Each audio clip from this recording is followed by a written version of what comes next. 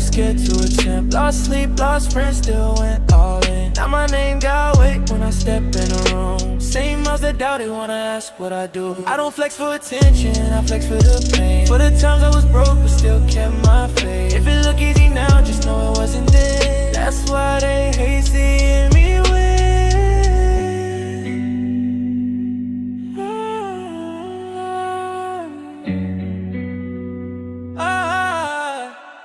They were scared to attempt. Lost sleep, lost friends, still went all in. Now my name got weight when I step in the room. Same mouths that doubt it wanna ask what I do. I don't flex for attention, I flex for the pain. For the times I was broke but still kept my faith. If it look easy now, just know it wasn't then. That's why they hate seeing me win.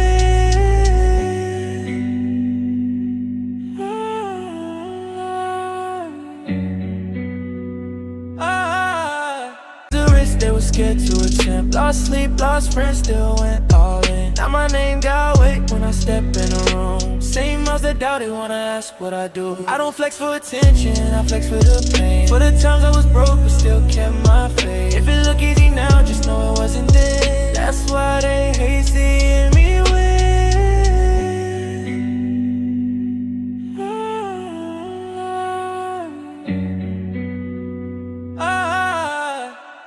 They were scared to attempt. Lost sleep, lost friends, still went all in. Now my name got weight when I step in the room. Same mouths that doubt it wanna ask what I do. I don't flex for attention, I flex for the pain. For the times I was broke but still kept my faith. If it look easy now, just know it wasn't then. That's why they hate seeing me win.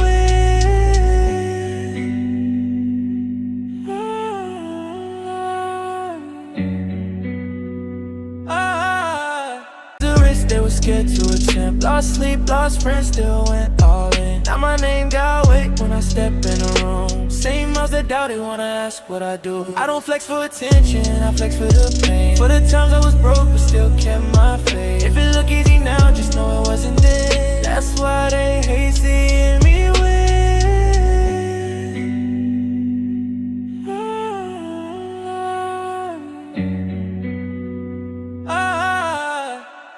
They were scared to attempt. Lost sleep, lost friends, still went all in. Now my name got weight when I step in the room. Same mouths that doubt it wanna ask what I do. I don't flex for attention, I flex for the pain. For the times I was broke but still kept my faith. If it look easy now, just know it wasn't then. That's why they hate seeing me win.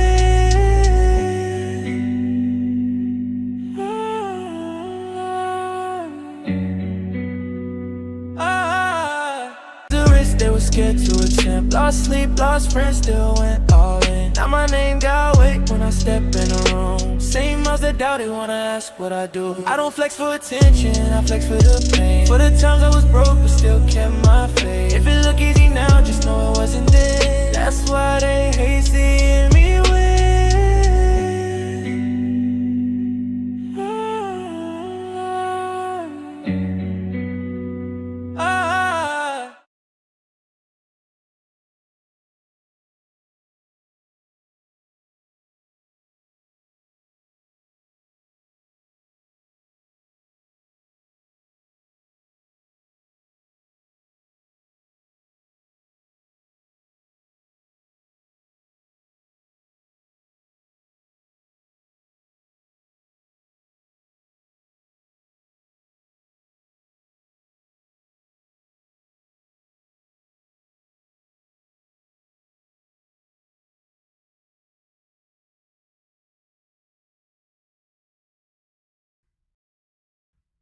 Let's get into it, shall we?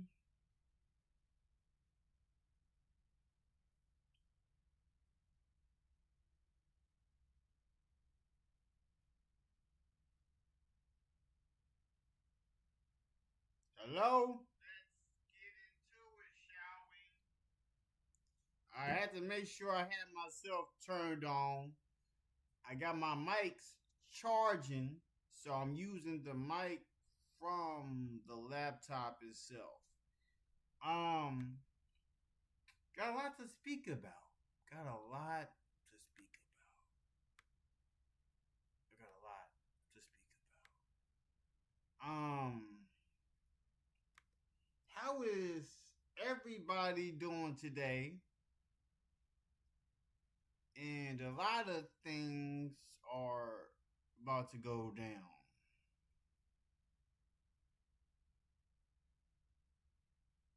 But there are certain things I can't watch on YouTube that I can watch on Kick.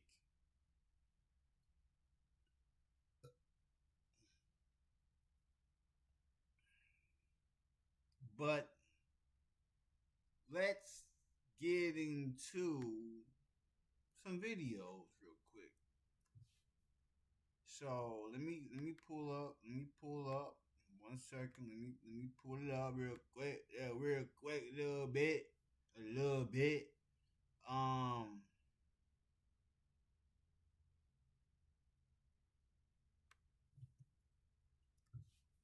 second. Let me pull up.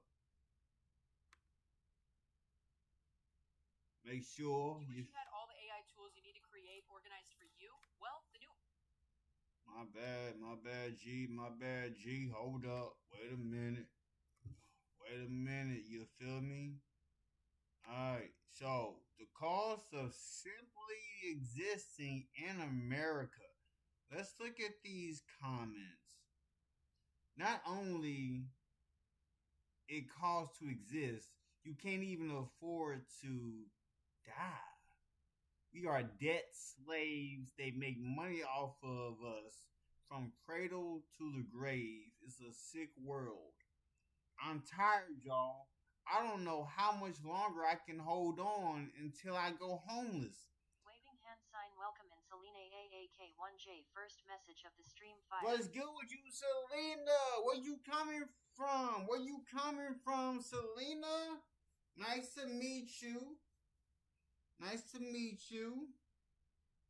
What's up with you? How you doing? How's your day going? How's life treating you?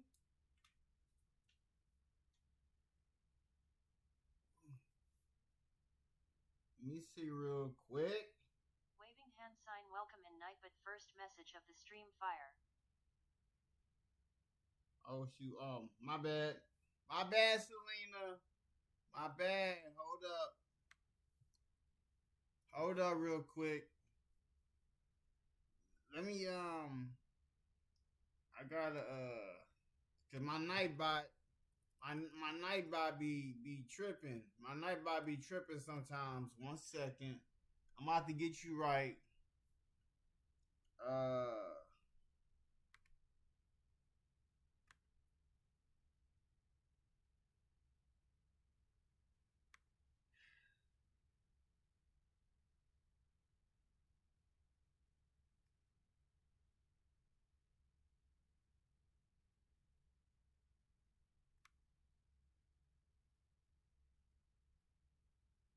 One second.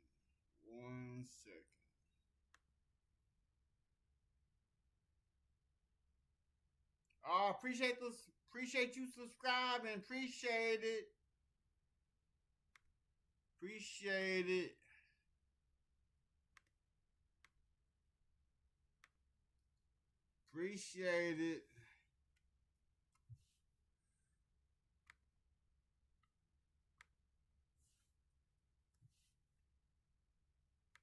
You see real quick.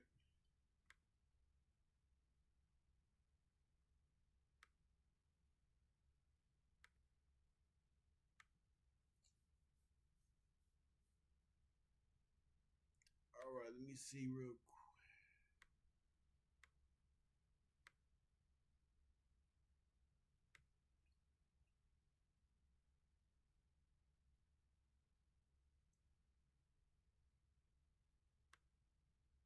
All right, now go here.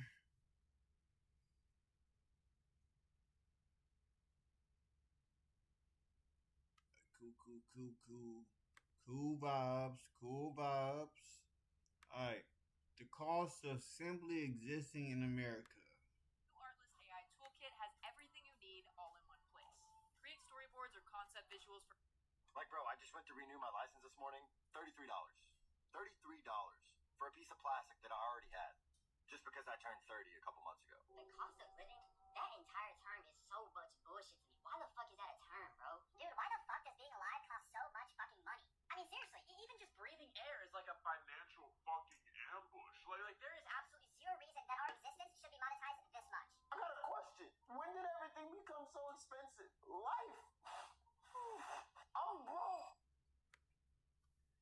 Jeez, the cost of living, the cost of simply existing in America.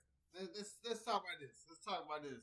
Let's look around for a second, guys. Not your phone, not the news, not the headlines, but at your own life. When did getting by start to feel like a luxury nowadays? Gas is up, rent is up.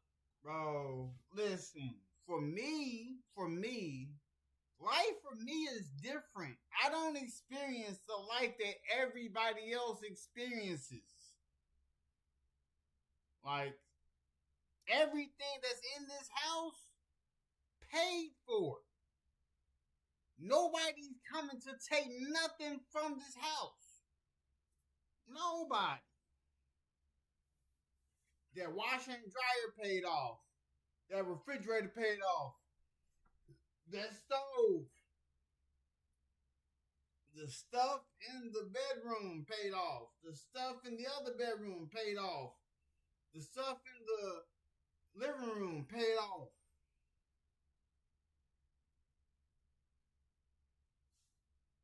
Like, I have a personal account and a business bank account.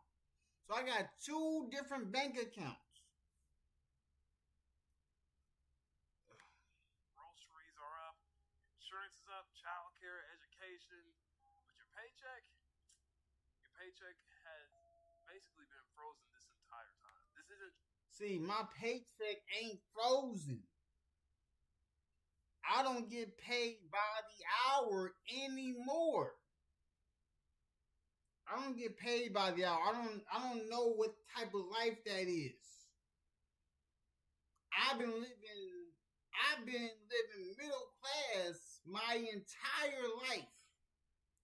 Ever since I've been up here in Kentucky, I've been living here since I was 13 years old. 18 years of my life has been in Louisville, Kentucky. And I've been creating content for free. I got over 1,600 videos. Over 1 million views. I have 3 different platforms under Was Never Media. I got my own logos. My medical courier company has a logo, but that's the old one. That's not even the new joint. And, you know, a lot of people be focused on the views. I've been making videos. I just got into the algorithm just last year. Well, before I dive deeper into the algorithm, before I met the mods I have today, I had hit 2,100 subs. And then I went further in and got more. Hand sign welcome in Burberry drip first message of the stream fire. What's good with you, Burberry? I can't tell y'all I can't tell you what's going on behind the scenes. Just know the content leveling up. And there's other things that are going on where all those faceless YouTube channels, all those AI generated videos, these platforms want real content now. They don't want to be feeding the slop.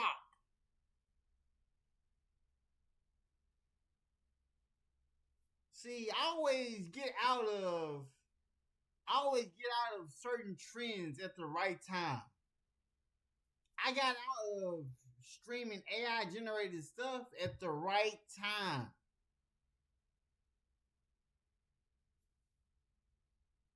Because I only be following what the algorithm is treating as things to make money off of.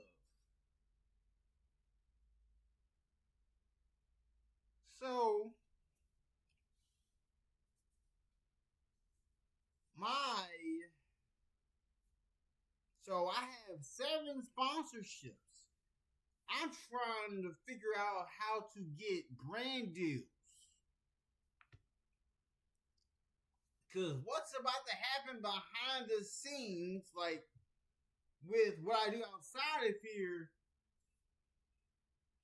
going on another level. Going on another level, I'm not gonna lie to you. Yeah, put your phone on the charger. Let your phone charge. Let your phone charge. Why would you look at your phone and it said 2%? Like, nah, put that on the charger.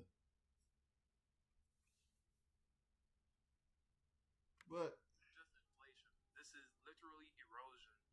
And it is a slow, quiet squeezing of everyday Americans until survival itself becomes a financial strategy. And we were told to work hard, get an education, be responsible, and build a future for ourselves. But for millions of people, the math no longer works. You can work 40, 50, 60 hours a week and still be one emergency away from disaster. One medical bill, one car repair, one rent increase, and suddenly you're not middle class anymore. your charger broke. And here's the part that no one says out I loud. got a lot of chargers. The American dream I would send you one. it was priced out of reach. Housing used to be I would send you one for sure. Now it is a If I was able to, because I got a lot of chargers. Used to grow with productivity. Now they just lag decades behind. Healthcare used to be about care. Now it's all about billing codes, networks, and fine print. And education used to be a ladder. Now it is a death sentence for a lot of young people before they even start their lives. Everything essential to living nowadays has been financialized. Everything necessary has been monetized, and everything monetized is being maximized for profit. Meanwhile, people are told to budget better, as if the problem is too much avocado toast and Starbucks coffee, and not the fact that rent has doubled or even tripled. And you start to notice the psychological toll that it has on everyday Americans in this society. People will be delaying families, people will be delaying home ownership, delaying medical care, and even delaying rest. Not because they don't want those things, but because they can't afford to want them. That is what being priced out of existence really means out here. It doesn't mean people vanish overnight. It just means that life shrinks. Dreams shrink, options shrink, and your dignity shrinks as well. I don't think that people are living in that situation. They're just managing their decline. They're trying to decline a little slower than they did yesterday. Because deep down, people know this isn't how it's supposed to feel. There's no way that life's supposed to feel like this. A society where full-time workers can't afford to live is not a functioning society. A country where stability is a luxury good is not stable. And an economy that grows on paper while people drown in real life is disconnected from reality. This is not about jealousy or resentment. This is about sustainability. You cannot run a country on permanent financial stress. You just can't. And at some point, people stop asking how to get ahead and start asking how to get out. Whether it be out of debt, out of the grind, the hustle culture, out of a system that feels designed to extract more to give less, or even out of this country. If you feel like you're working harder and gain less every year, you're not imagining things. This is real. If you feel like the future keeps moving further away the closer you get to it, I want you to know that you are not crazy for thinking that. And if you feel like something is deeply wrong with the direction of this country, that feeling does make sense. Because a society that prices its people out of living eventually prices itself out of legitimacy. The question isn't whether this is happening either. The question is how long people are expected to endure it before something fundamentally changes. Do you ever ever just sit down and think, wow, humans really have to pay money? What is that? I'm good We at have what? to pay for food. We have to pay for water. We have to pay for shelter. How does that make sense? The universe put us on Earth, a planet that has everything humans need to survive, and yet we've evolved to the point where we have to pay money to stay alive. I don't understand that. We've successfully price gouged the working class, sir. Good. Even though they can't pay their bills and are fully grown adults living with their parents because of a bad economy, we're still raising grocery prices. And finally, as you've ordered, every time customers ask about why we're price gouging them, we blame it on inflation or cost of production. Fatality. They eat it up every time, sir! Well, why are we scamming them, sir? Look, this is just how business goes. But sir! The more they buy, the more the price increases. Sir, that is basic economics, but why are we raising the price to an unreasonable amount? To get more money. But you're a billionaire! We have investors we have to pay as well. But sir, you're still netting billions after paying them! They're not the only one with bills. We have to raise the prices. Cost of production increased. Cost of production increased by a couple cents. You raised the price by a whole $1. Why, sir? That second yacht isn't gonna buy itself. Sir, you're a genius! Is this what you do in your free time? You're right! Books behind you? Yes, sir! All these books teach me how to manipulate the American public. Sir, are you saying that instead of helping Americans, you try to manipulate them? Look, they're complaining, but they're not voting with their wallet. They're still buying the products. But See, that is why besides becoming an employee, I became an employer. Besides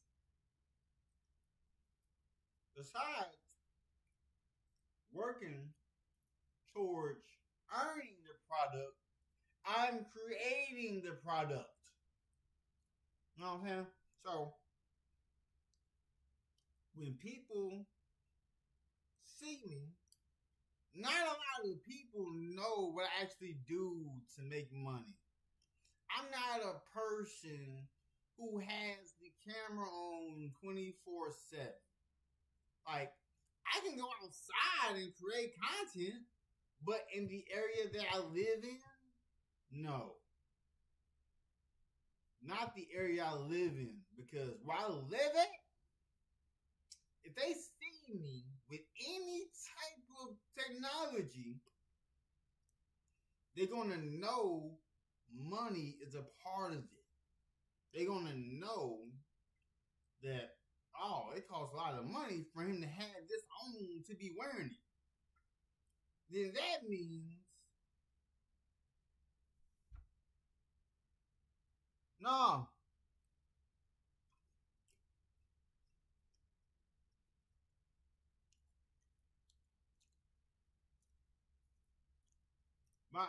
My wife, she got her car.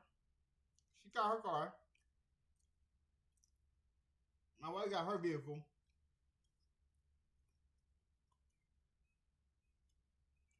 But I haven't really officially got my money yet. So I can tell you this much, that I have been cleared to work. So now the goal is to see what I get. So I'm trying to get a hold of my lawyer.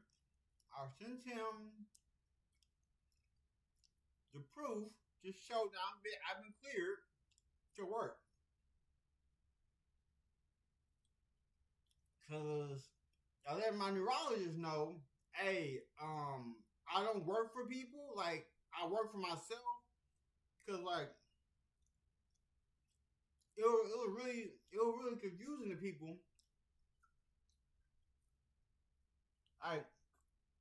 It was really confusing people. Like, even confusing my lawyer.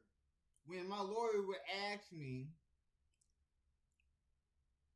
don't you work for somebody? I was like, nah, I work for myself.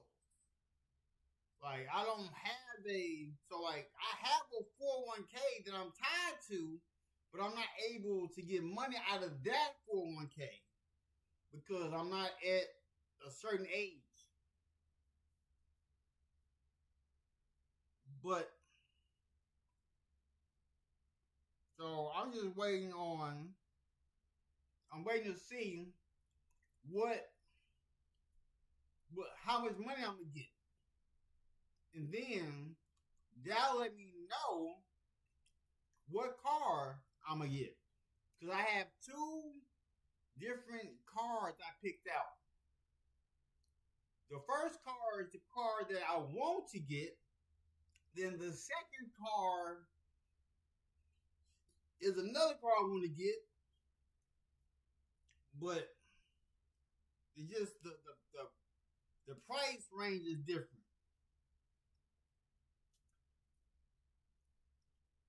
So then, mind you, ever since I was cleared, my engine's been running. My engine's been running. So all the people that's in my brain that just been sitting on the bench. So basically, in my brain, it's like there's a basketball court, and there's a home and away. But take the away out when just home is on the court. And they just going back and forth, just shooting.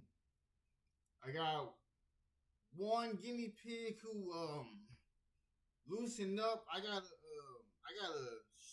stretch out my body, get my body right for everything. So it's gonna be all good. Like, I don't want to talk about what vehicle I'm gonna get, cause like I'm not that type of person to speak on. I'm not that type of person to speak on what I'll be driving. That's not what I'm gonna show people. I'm not the person that I don't like people to know too much about what I do. Like, when I tell people, the only person that knows what I do to make money is God and my wife. To everybody else, I'm brokey. To everybody else, I'm brokey.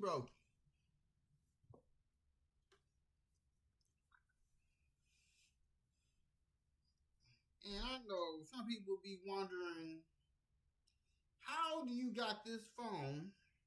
How do you got this? How you got that? I'm like, my bad.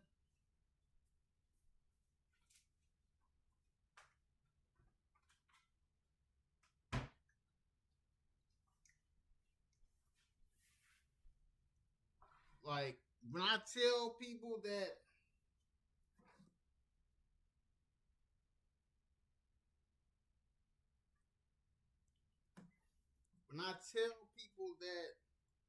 I learned from how I learned from the billionaires on how they built their companies. I learned from the employers, not the employee. You know what I'm saying? I took on a different road to life. Like, when my cousins told me that I'm going to be the only one to leave my hometown. I never really thought about that at first. Because understanding the difference between wheat and tear. The tear, in my family, the tear in my family saw me somewhere else in life. Like, when I tell people that I envision myself being an entrepreneur and streamer. So, for me to get to this part of my life, based on my ambitions, got me to this. And when my wife told me that, because I asked my wife, why did you choose me to be your boyfriend, your husband? And she told me it was because of my ambition. And when we have kids down the line, I know they're gonna ask their dad, ask me how I got this beautiful woman. And then they'll be confused when I tell them that I got her because it was because of my ambition. Cause she saw I was living good in Kentucky. So before I would like, cause I was like still budgeting, but I always knew what I have. Hey, I'm just saying. Sir, that's because you're manipulating them because you know you have leverage. Isn't that wrong? This is why you're broke and I'm not. But you're my employer. Why I pay you minimum wage because you're a minimum thinker. I can charge $8 for a king size bag of Doritos because Joe Schmo is already addicted to our Doritos. So you purposely made the ingredients addicting and then raised the price to trap them? Now you're getting it. Sir, you're a genius! So I understand this only benefits you, but did you know some people can't even afford a house? They can't afford a home. I don't care. I have like 90. How do you have 90 houses and I'm your employee and I still live with my grandparents? This is funny. That's kind of crazy. See, I be so confused when I be thinking like, I be like, wow. I be like, this is true. A lot of people don't really experience what I experience. Like, I've been to Ruth Chris. I've been to Morton's. I've been to Mesh. I've been to Swizzle. I think it's called Swizzle. I think it is. I've been to Capitol Grill. I've been to all the amazing steakhouses. I've been to Connor's Steakhouse. It's crazy how life goes for people. It's crazy. Does anybody else feel like we've been duped? Because I don't remember signing up for any of this shit. I'm literally busting my ass every day for food, water, clothing, and shelter to exist on a planet that I didn't ask to be here. I didn't. Hey, look. I know I didn't ask to be here. I know I didn't ask to be here. But growing up, when I was 13 years old in Hot Springs, Arkansas, I told myself where I pictured myself. So, from 2012, I did this. I did all of what I'm telling you. I did all this in 5 years. The longest I worked for a company was 5 years. That's the longest I worked for a company. I worked for doing FedEx delivery for 2 years. I worked for Amazon delivery, I think around 3. I've only worked a total in 3 different jobs. Cause I worked 3 different jobs at the same time. So that's why I can say I only worked for a company for 5 years, because I worked for UPS for 5 years. I worked for Amazon for 3 years while working UPS. Then I worked for Papa John's for 2 years. I did all of that in the same 5.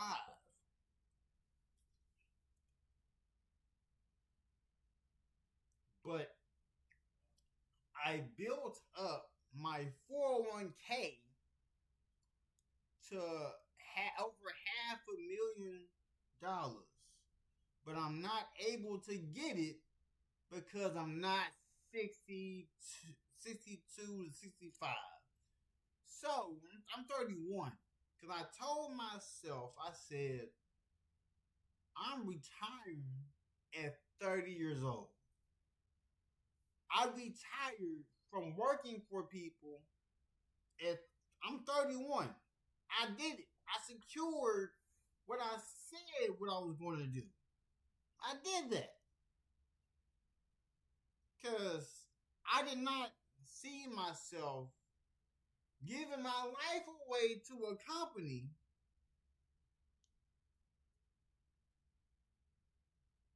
man, hey, look. My wife and I, we went to Steak and Bourbon. When I tell you, when I went there, I cried. I cried at Steak and Bourbon eating that food. I'm like, I gotta keep coming here. Like, I'm not going back. You think I'm not, like, I don't eat KFC. I don't eat Popeyes. I go to local chicken spots. I go to Indies. I go to King's. I go to Dixie Chicken. These are all local chickens. Oh my goodness. I got pictures of us. I got pictures of us at Capitol Grill. Pictures of us at Mesh. I got pictures of us at Ruth Chris. Ruth Chris is at the bottom. Like there's a newer steakhouse in J-Town. It was being built. I think it's a Brazilian steakhouse.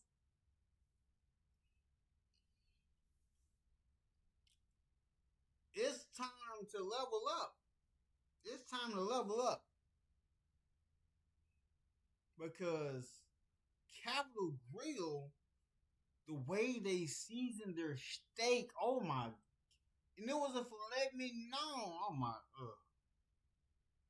I was like, nah, I can't go, no. Like, when I tell people that I don't know what poverty is, because I never really experienced it, I'm like, wow, people don't really know what this type of living is like. Like, I know we didn't choose to be born, but before my dad passed, he told me out of his own mouth that I was a planned pregnancy. My own mom also told me I was a planned pregnancy. Like, they planned for me to be here. And my mom paid for all the education she paid for. It's amazing how much money she spent. Because I was going to a laboratory, and it was for the kids in Grambling University. I don't know what it's called. I do not know what it's called. Choose to be born, and who decided that this was the way that things had to be?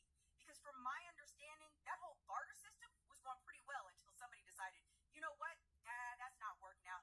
We're going to make them pay for the privilege of living. And while we're thinking ahead, let's make them pay for the privilege of dying.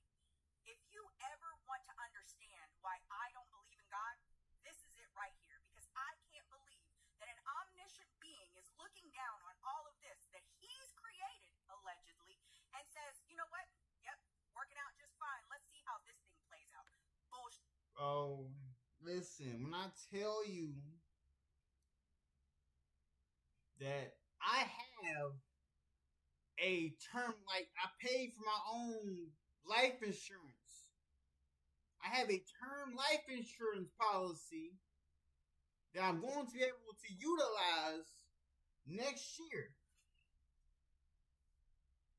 And this year alone, you're going to see this channel go to different numbers. Because YouTube is about to weed out the fake content. All the faceless YouTube channels, y'all gotta show y'all faces now. I've been showing my face over 1,670 videos. I drop 6 to 7 videos a day on TikTok.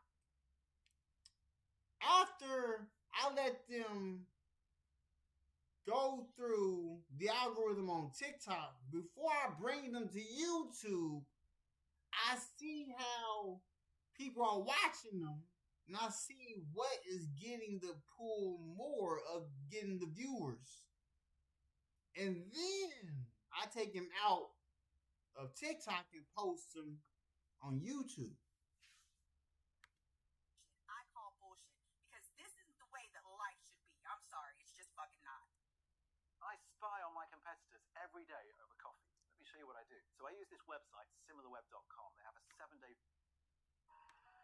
And look, I don't really be watching competitors. My only competition is me.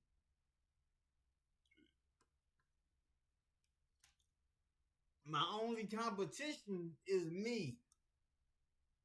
I'm competing with other people who create content, but they don't got the viewership I have. There are some people who have more subscribers than me, but they don't really have enough content to back it up. There's like... Yo, if you were ever curious about the state of the economy, here's your reminder for today. This bottle of water and this pack of Swedish fish, I wouldn't have been able to buy with a $5 bill. Listen, y'all gotta understand how creating a product works. Like, I'm about to spit some game to y'all. I'm about to spit some game. When I tell you, I'm gonna tell you about pizza. So, you go to Papa John's, Domino's, Pizza Hut, Little Caesars. I would rather eat Little Caesars instead of Pizza Hut, Papa John's, and Domino's. But with me having a membership with Sam's, it's way better. Getting pizza from Sam's Club, way better. You are saving money. And let's focus on the bottle of water. Let's say in this location, let's say at a stand, at a lemonade stand, you can get lemonade for $2. You then see that same lemonade at the gas station for $5. Then you move on to the bars, $8. Then you move on to the airport, $12. Then you move on to it being on the plane, almost $20. The product didn't change. The location changed. It matters on the location of where you are purchasing this item. It matters on the location of where you are purchasing this item.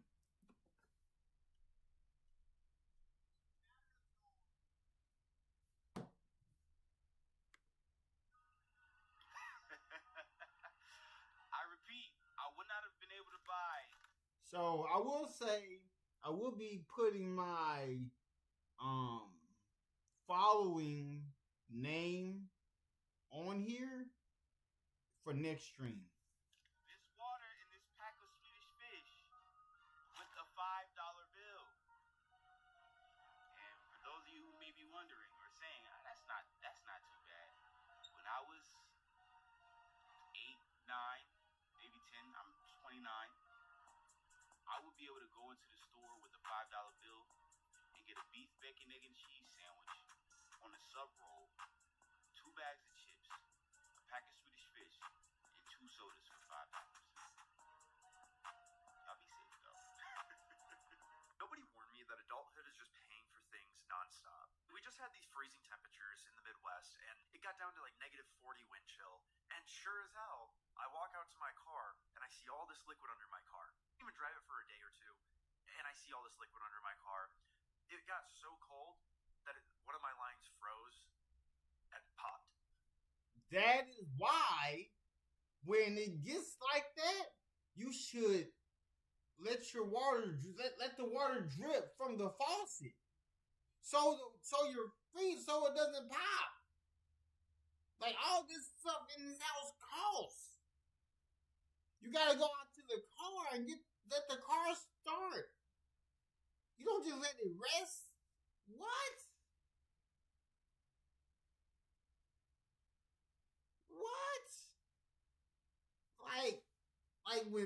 What? When you're doing laundry, when there's like a freezing like weather outside, you gotta let your water drip. Because if you don't, your house is cooked. You don't ever just people don't know how to be adults. I don't know how to be adults correctly. Now I have this expensive service bill that I have to deal with, and like we were trying to go somewhere so we were trying to drive somewhere so that we could go purchase our groceries. This was on Sunday. I was going to spend money, and then I look at my car, and then there's more money to be spent. Like, why is everything so expensive? Why does going outside will cost me $25? Just walking outside. If I want to take my... Yeah, that's different for me. When I go outside, money is being made. This phone, I made so much money with this phone. I got nothing but apps on this phone that make me money. I can just press start on any app, on any of my money-making apps to make bread. And these same people who pay for convenience to not go outside pay me. Like with doing DoorDash. When doing DoorDash, I've been doing DoorDash since 2016. I haven't stopped. Once I'm back driving, the money's still gonna be there. Like, cause for me, doing DoorDash, I automatically make each month between $3,000 to $4,000 a month. There's a lot of people who do DoorDash and they don't make that. I have over. Let me look at my Let me see real quick, cause I can't really lie to y'all. I can't really lie. I got nothing but proof in my phone. Like I'm platinum. I'm looking at my ratings.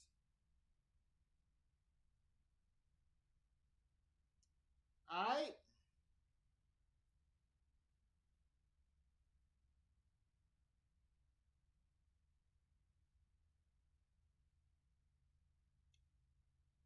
I have over.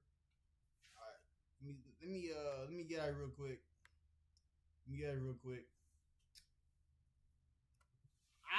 I do nothing but show y'all proof. This is the number of how many deliveries I've done on DoorDash. 6,557 people. 6,557 people. And mind you, only 557 of them actually saw me. Only 557 people actually saw what I look like.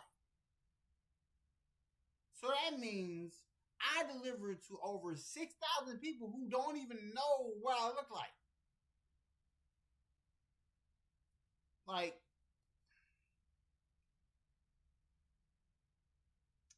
I got nothing but proof to show you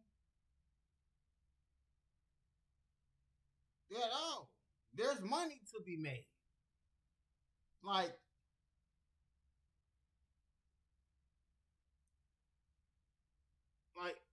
there's money to be made on DoorDash. Like, I've made stupid money. I've made so much money on DoorDash, people would be confused. Like, I just did my taxes on this stuff. And I can show you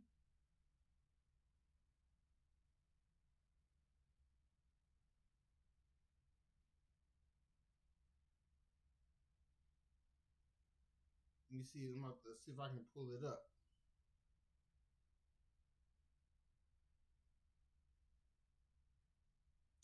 Alright.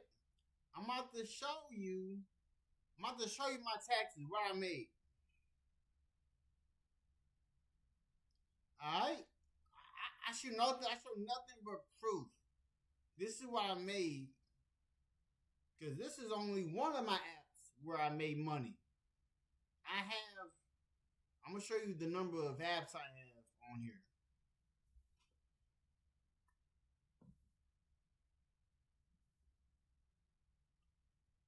$12,000 I've made off of DoorDash. That's off of DoorDash. But that's only one of the apps. That's only one.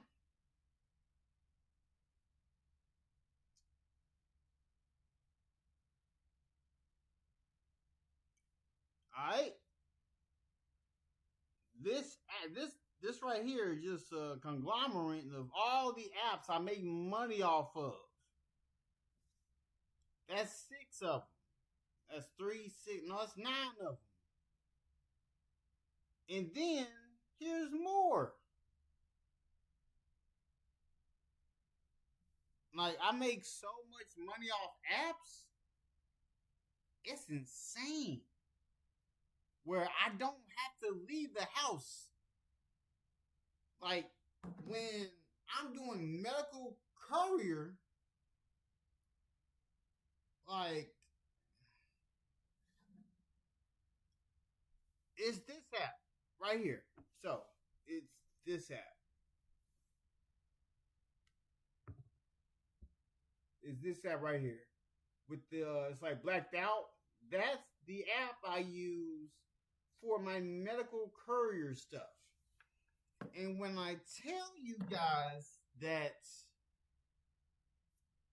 money is to be made, and when I show people, because people be asking me, even when I was doing DoorDash, even when I'm doing DoorDash, people ask,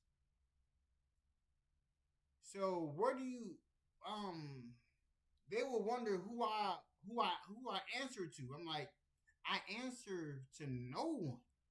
I answer to no one. When I tell people that I stay in the comfort of my home, I would take that medical courier badge, place it on a car, and I'm ready to work. And I would wait here at the house until a dispatcher sends me a load to go pick up. Because my dispatcher lives in Tennessee. In Tennessee.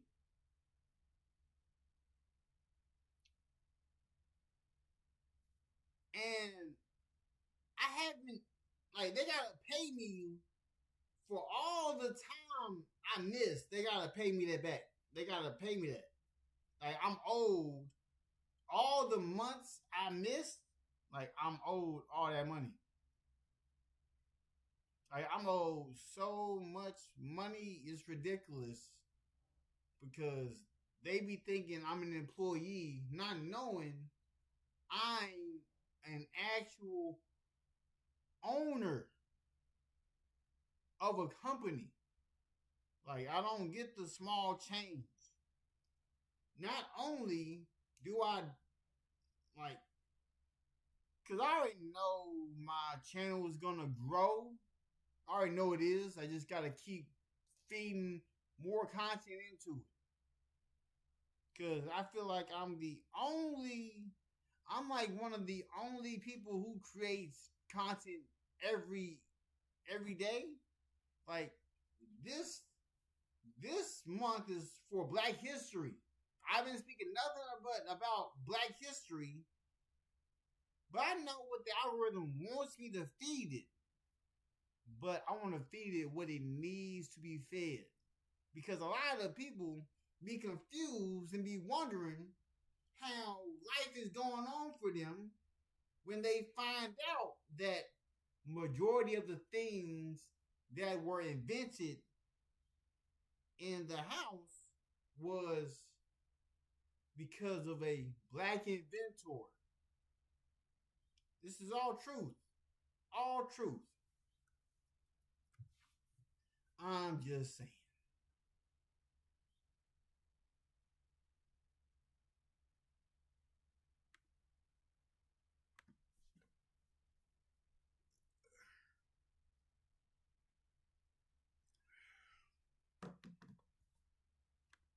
My dog out, there's $5. I have to spend $5 just taking my dog out.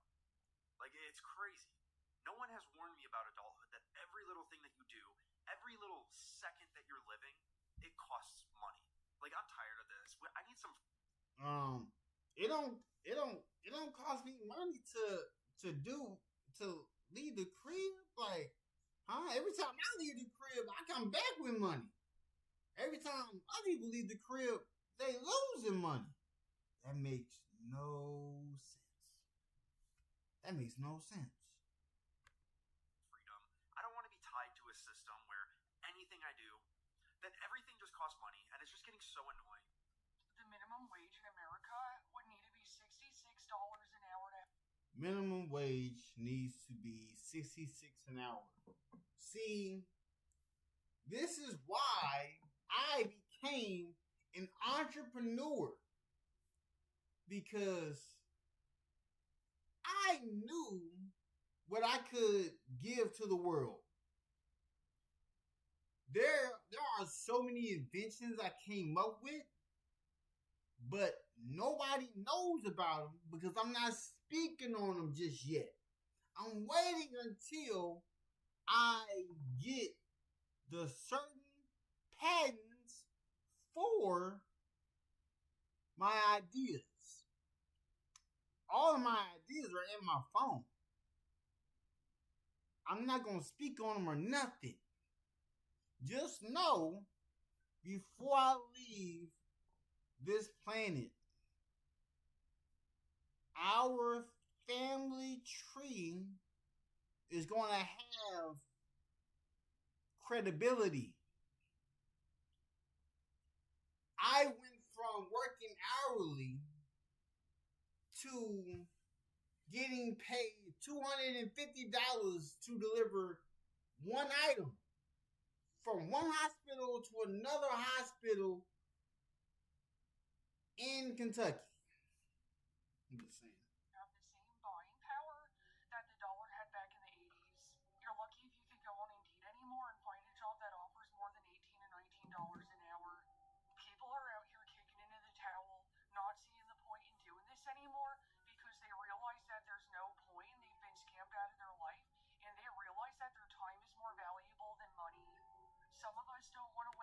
Y'all are just now realizing that time is more valuable. I try to let y'all know that time was more valuable. What? This is how I always knew when people would tell me when I was working, they would ask me, why are you here if you are making this type of move outside of work? Because once people figure out what you do outside of work, they put you on a different pedestal. They put you on a different pedestal. And it's kind of crazy. It's kind of crazy. And then I be trying to tell people I'm just ordinary. But people, when they see you have millions of views, they picture you being with the bigger streamers. Because when I would talk to other people, they would tell me, why are you not getting more money? I feel like I should be getting more money. But the other people who are making all this bread are the ones who don't know how to manage it correctly. So, I have always been the person making $80,000 a year. But a lot of people don't even know what I do to make that.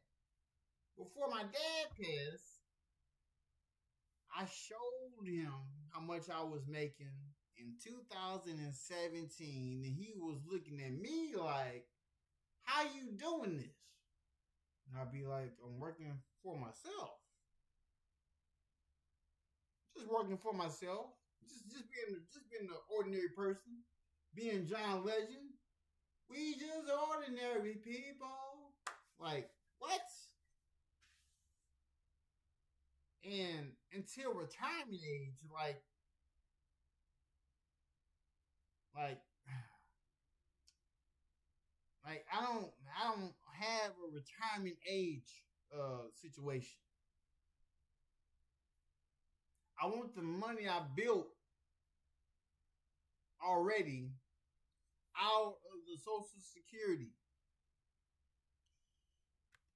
Retirement age until our bodies and our spirits are too old and broken down to even enjoy life. Just to look back and see all we did the last 45 years of our lives was clocked in and went to work. Yeah, see, I'm not gonna have that mindset. I don't have to deal with clocking in and out for 45 years. I did that for 5 years straight. I was like, nah, this ain't the way to live. This ain't the way to live. I've been in over 10 different vehicles. 10 different vehicles. I've made more money on this phone than anything else.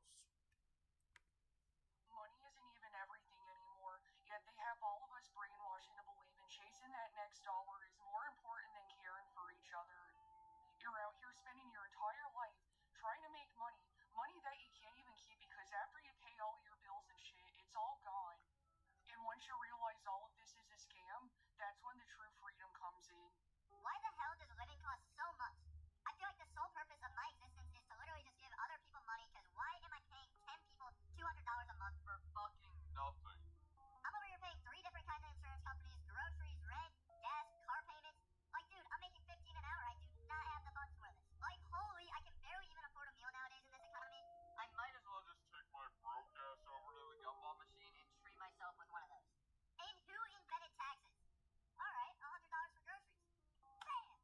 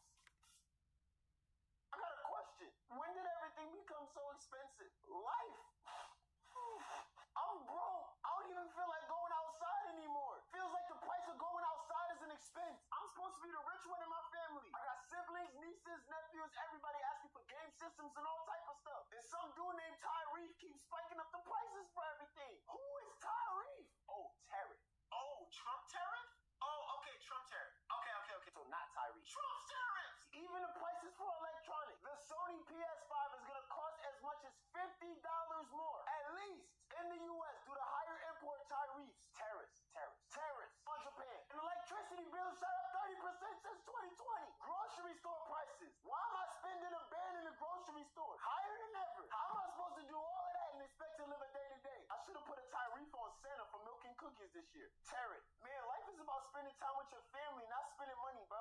Everybody be grateful for what you have and give your loved ones a break when it comes to gifts. It's hard out here for everybody. Everybody.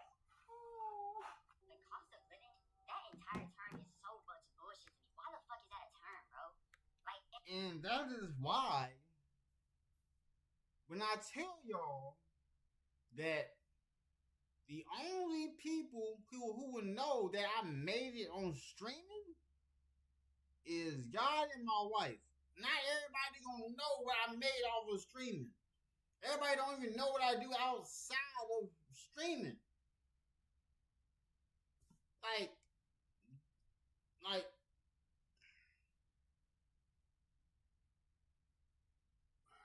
it's kind of crazy. It's kind of crazy. it's so ridiculous how that term is just normalized. Yeah, bro, the cost of living is increasing. Yo, you living right now? Yeah, I'm living, bro. How much does it cost? Like, nigga, why does it cost to live, bro? Oh, bro, the cost of living is going up. Why the fuck does it even cost to live in the fucking first place, my nigga? Like, that entire term is, like, absurd to me. Like, we didn't create life, but we put a price on life, bro. That's why this entire shit is bullshit, bro. Don't you see? This shit is bullshit. All of it, my nigga. Taxes, bro. God for knows where the fuck that shit even goes nowadays, my nigga. Dead ass, bro. Like that, I don't even know, bro. Who knows at this point, bro? This shit is bullshit. Society, the government, the president, all this shit is fugazi as fuck, my nigga. How we gonna put a price on something we ain't even fucking create? Like, yo, this shit is mind blowing. When the hell did everything get so expensive? I'm having a moment and I'm like, why the hell is it so hard to exist right now? I'm not even talking about anything luxury. I'm talking about groceries, transportation, basic life needs. I felt this mix of frustration and disbelief because I'm like, I'm doing what I'm supposed to be doing, but it still feels like I'm behind. Then it hit me. It's not just me. So many of us are carrying this quiet form of stress, trying to budget harder, trying to plan better, trying to be more responsible, when the reality is everyday costs have changed extremely fast. What messed with me the most wasn't even the money, it was the emotional weight of it all. That constant calculation, that low-level anxiety that just lives in your body now. I don't have a big solution. I just wanted to vent about it and say it out loud, because when you're pretending that it doesn't affect us, it makes it heavier than it needs to be. And in today's reality, there is no such thing as far as living above your means, because everything got this motherfucker is above our means. I don't care if it's food, clothes, water, health insurance, dental insurance, car insurance, homeowners insurance, real insurance, lashes, haircut, rent, mortgage. Bitch, everything out here is expensive. I don't care if you make $200,000 a year. You're going to spend $195,000 just to survive. And at this point, we are... Why would you spend $195,000? Okay, so if I was making $200,000 a year, I'm not spending that much money. Like, what? What?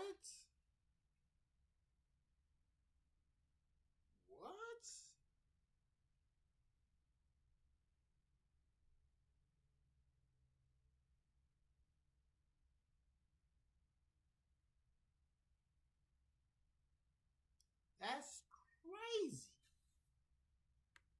$1 check away from eating out the trash can. Just throw me back in the womb, because I did not ask to be here. Bitch, Hold up, 1 second.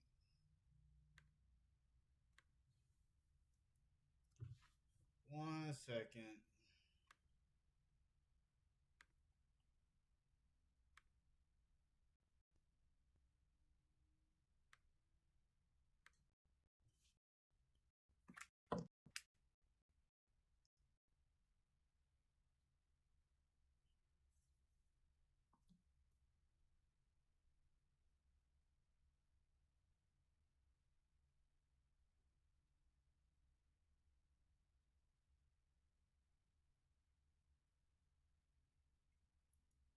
One second.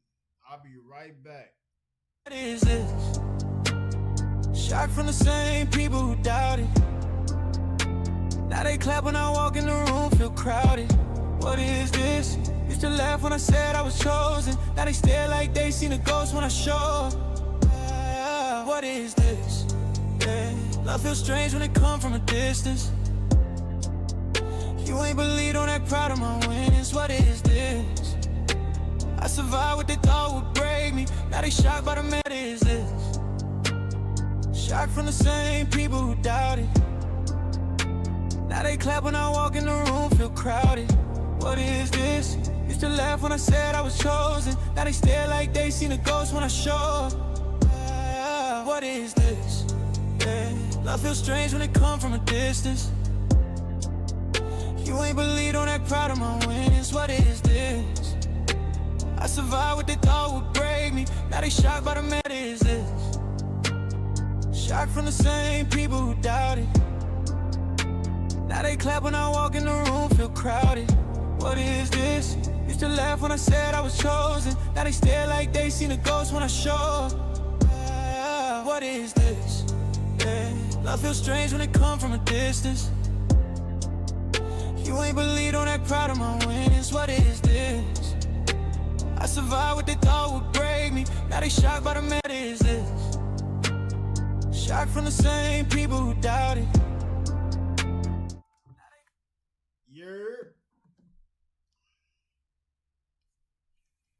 Alright, so let's get this going. You know what I'm saying? So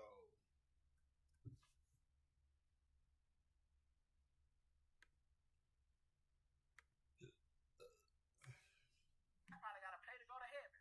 Why does everything in this country come with a fucking fee? Like, bro, I just went to renew my license this morning. $33. $33 for a piece of plastic that I already had.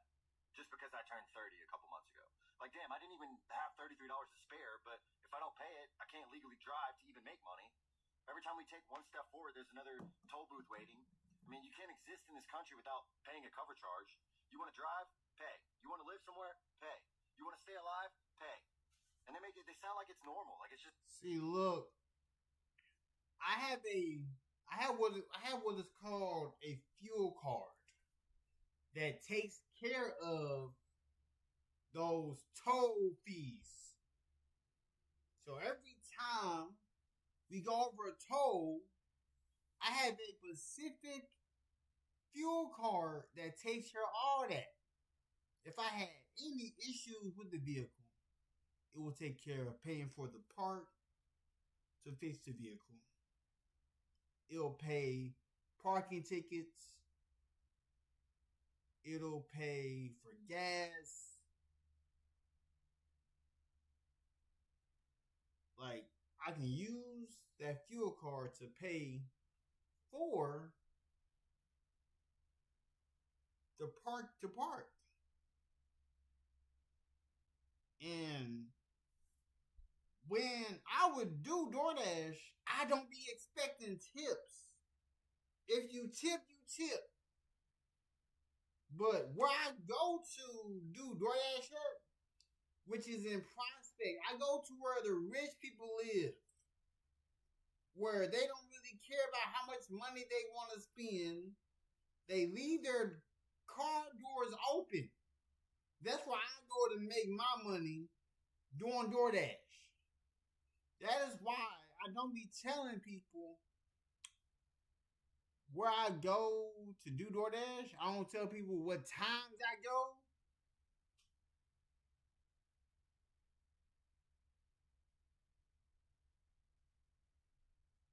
Oh, that's crazy.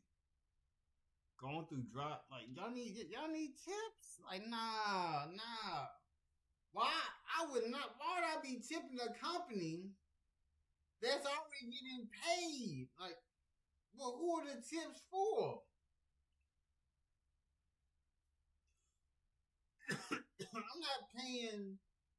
I'm not giving y'all a tip for y'all doing what y'all are supposed to be doing. Why would I tip y'all for making a bet? I can see if it was a mom and pop store, they would get the tips because they are using their own, like, that's insane. You go through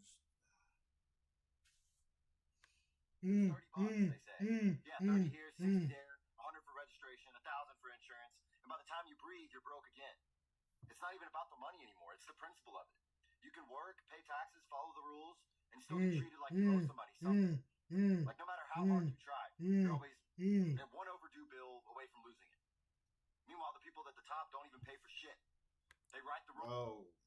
Hey, that's why I'm trying to get to the top. Everything in this house paid for. The only thing that we are paying for, like living here, I'm glad we don't own this house that we live in. I'm glad we don't. Because if we did, we would have had to pay for that furnace getting fixed.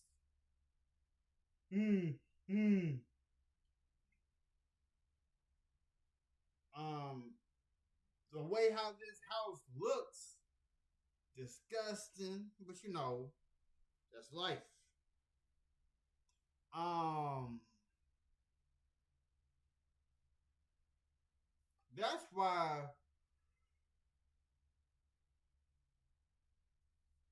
That's why I paid attention to how billionaires are living. I paid attention to how they were utilizing their money. I paid attention to the people who were doing the employing, not the employees. Because all these jobs, they're like an evolution of high school.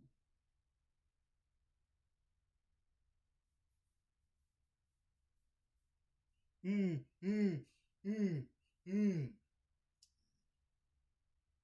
that's what I plan on doing. That's what I plan on paying people a fair wage. So with me building Was Never Media, that's why I'm doing it mainly.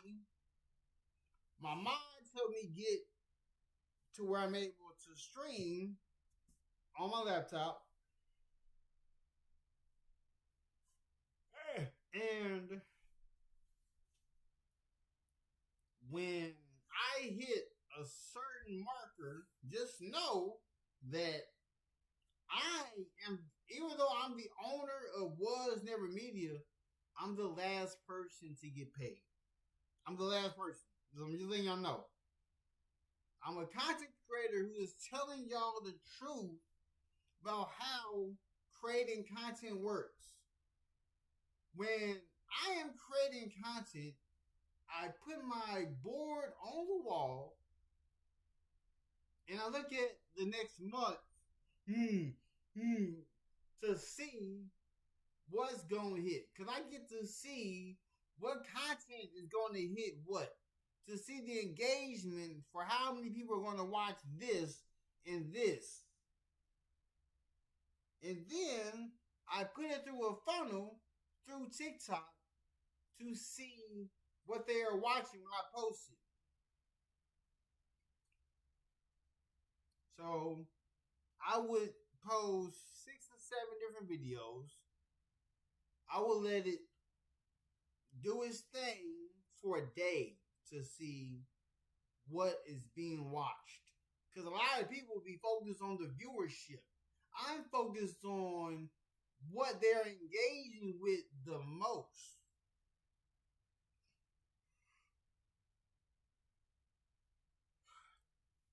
And so before I get a cameraman, an editor, or anything else, I'm focused on learning how to edit myself, learning how to do all of these things myself.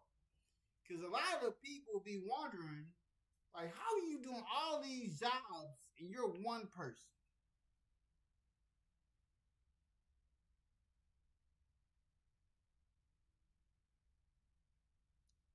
And that's also a thing to where with me being a content creator, people look at me different and be wondering why I never post anything about people tipping. That's up to y'all to decide. I'm only here to get likes, comment, subscribe. That's it. I'm just wanting to give further and further into the algorithm. If you tip, that's cool. Because I watch all these other streamers on YouTube, and then I'm like, y'all just fiends for money.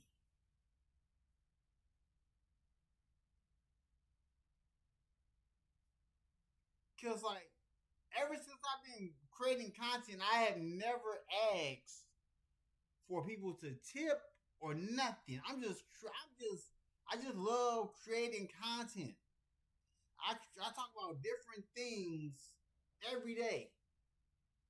In my notebook on my phone, in my app, it's called OneNote. And it has nothing but different Black history inventors that I talk about every day. I'm about to drop more today about Black history to show people that what Black women did and what Black men did.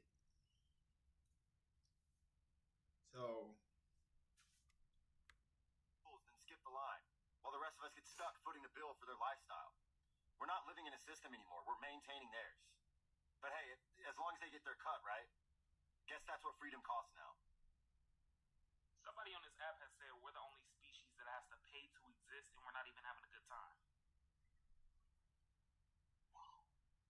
Why is that real? Because what if we're the slaves? Like, oh my God, what if... see, that's why I left the slave mindset. Let me go back. Somebody on this app has said we're the only species that has... Somebody on this app has said we're the only species that has to pay to exist. See, that's why I changed my mindset. I don't pay to exist. I don't do that. Like, no, I flipped the script. When I told myself as a kid that I was going to be an entrepreneur and a streamer. So there are people who see me so much on here that they get to see what I do outside of here. And the people would ask me, like, oh, so this is what you do outside of creating content? And then I say, yes. And then they'd be like, so you just create content for free? I'll be like, I'm not getting paid for it. I love creating content. I love putting something out there for people to see. And then when y'all see the inventions I've created, I'm gonna lock that down even more. Because when they see what I create, what I invented, just wait until I patent these ideas. Wait until I patent these ideas. Y'all gonna be like, how is this man a billionaire with these ideas? Because I'm pretty sure y'all think that I just been sitting down like, nah. My brain been going left to right. And all of a sudden, my neurologist clears me. It's on and popping. I'm about to go to the moon with my ideas. Pay to exist and we're not even having a good time. Why is that real? Because what if we're the slaves? Like, oh my God, what if we're the slaves? We're the ones who's suffering and all these other species, like, I think about a damn snail. Snails ain't gotta do nothing but snail out and vibe, right? But we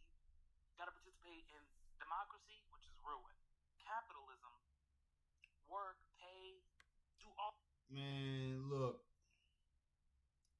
I ain't gotta be dealing with this slavery mindset, this poor mindset.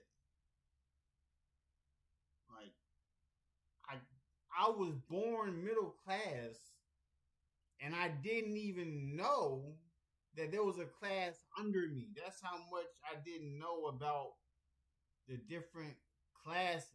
I didn't know. All I knew was middle class. When I was growing up, my neighbor on my left side was the family lawyer who, like, it's kind of crazy how life is for me, because a lot of people be like, how are you streaming and not many people watching? A lot of people be watching me. I go back and see how many people actually, there's some people who come in and go out. They come in and go out. Like, I've seen how many numbers I hit of people, but they never stick around. A lot of people don't really want real content. They want a facade. They don't want to see nothing real. Like, when I was working 9 to 5s, there were people that were like, they thought that I was married to a white woman. No one thought I would be married to a black woman. And there were times when people would be ordering food through DoorDash, and the food that was coming to me, my wife would bring it to the job. And a lot of hate came from that. I'm like, y'all mad that my wife brought me food and I didn't have to spend money on food? It's like, I had money to buy food, but why would I do that if I got food at the house? Just saying. All these like external things in order to survive, right? Whereas like all a motherfucking snail gotta do is just slug around and try not to get some salt on his back. You know what I'm saying? Like, that's all other species and creatures have to do is just literally coexist in their habitats. Whereas we have to exist plus some. It's like our existence is just the beginning. And I'm like, what if we're being like punished for something we did in our past life? And no, I'm not high. I'm not being punished. I'm not being punished. I've been creating content for so long. People are just now seeing the content I create.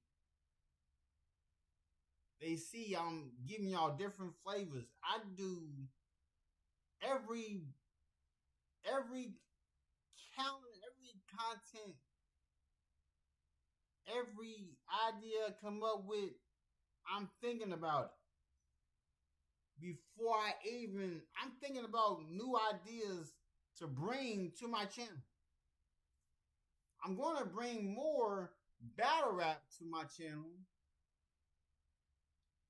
because that's a hobby that I like to watch battle rap. Like, I have URL TV on my phone. I watch it. Like, I've been watching battle rap since the beginning. I've seen every Summer Madness. I've seen every volume. I've seen every gnome, every 2-on-2 card, URL, KOTD, RBE, all these different leagues. Like, I watched them all. Female battle rappers, male battle rappers. Like,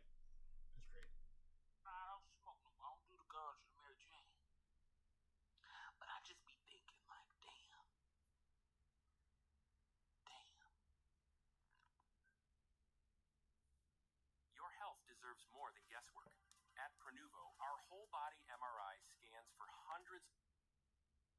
Just got back from Walmart, took these out of the bags. You can see 1, 2, 3, 4, 5, 6 items purchased.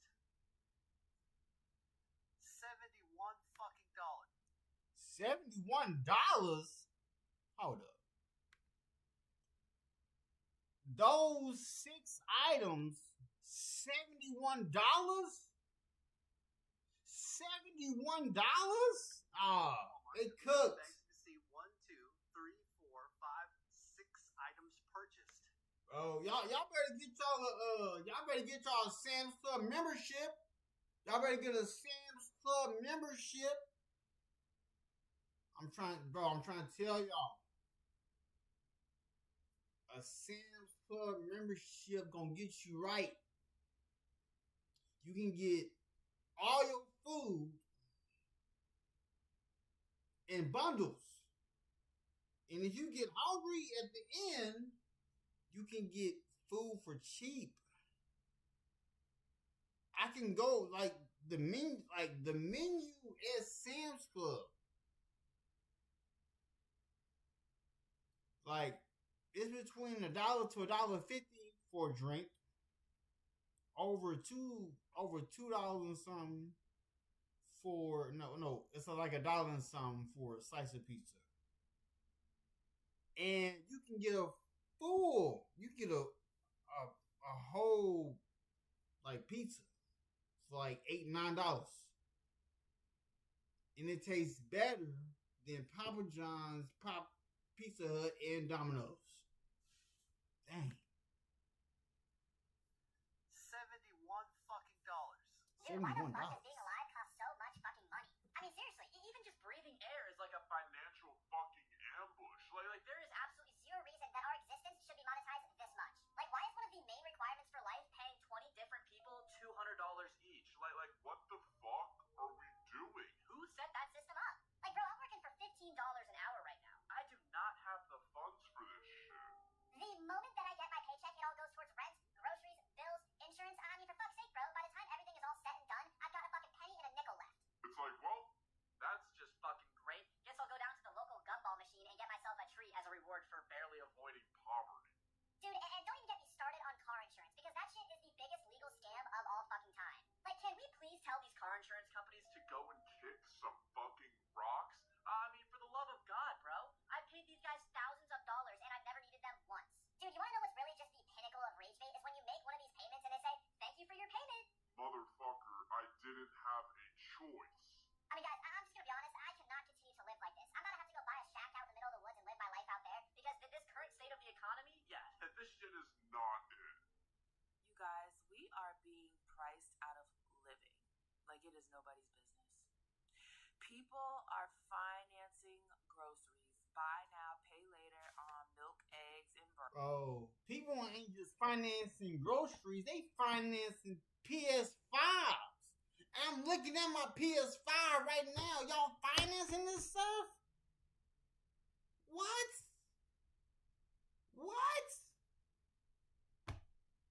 I got a Nintendo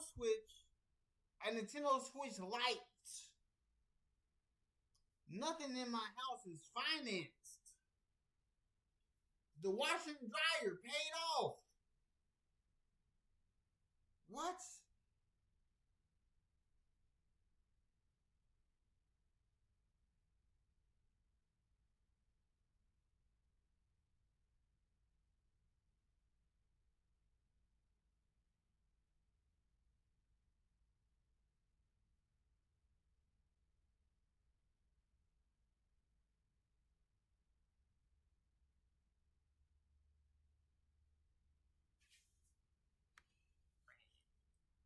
Like, it's actually kind of crazy to think about.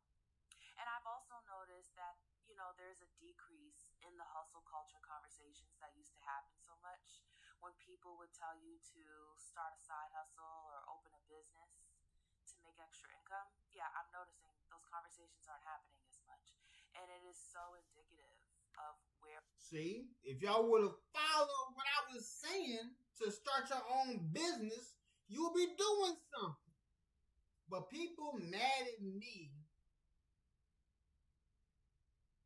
Because when someone told me and said, if we was to take this job away from you, where would you be? And I said, God got me. It's like people didn't believe when I said God got me. Like, I've been an entrepreneur since I was 13. Since I was 13. That's how long I've been an entrepreneur. A lot of these people, like, I've never been in the red. I don't even know what that is. Like, my job, like, my company outside of creating media for free, like, I make so much money outside of here, it will blow your minds that I get paid bi-weekly and weekly. Like, I get paid, like, the whole month I'm making money. There's not a week that goes by I ain't getting no money coming in. Like, when I get back to working my company, oh, like, my company going up. Like, I've already scaled my company to higher levels.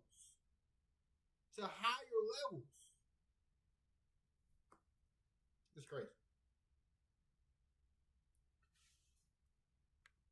We are today as a society, like, we are being priced out of everything. And it's just so crazy to see, and also disappointing to think about the fact that this is the economy that I have to see in my 20s. This is literally the worst time to be in your 20s, honestly. Living in America is so expensive, and it's not even living anymore. It's just a recurring subscription. You pay to live, you pay to work, you pay to eat, you pay to sleep. Rent, more than half your income. Groceries, doubled within a year. Gas, insurance, bills, taxes. Damn near make money just to give it away. You're not living the dream. You're financing your own exhaustion. And their solution is budget better. Like you're out here buying Ferraris and filet mignon every single day. When in all reality, you're broke buying basic needs. And here's the kicker. You do everything right. You go to school, you get the job, you play by the rules, and you're still barely hanging on. It's not your fault. The system was built by design. They want you broke, distracted, and grateful for crumbs. Because a stressed, tired population doesn't rebel. It complies.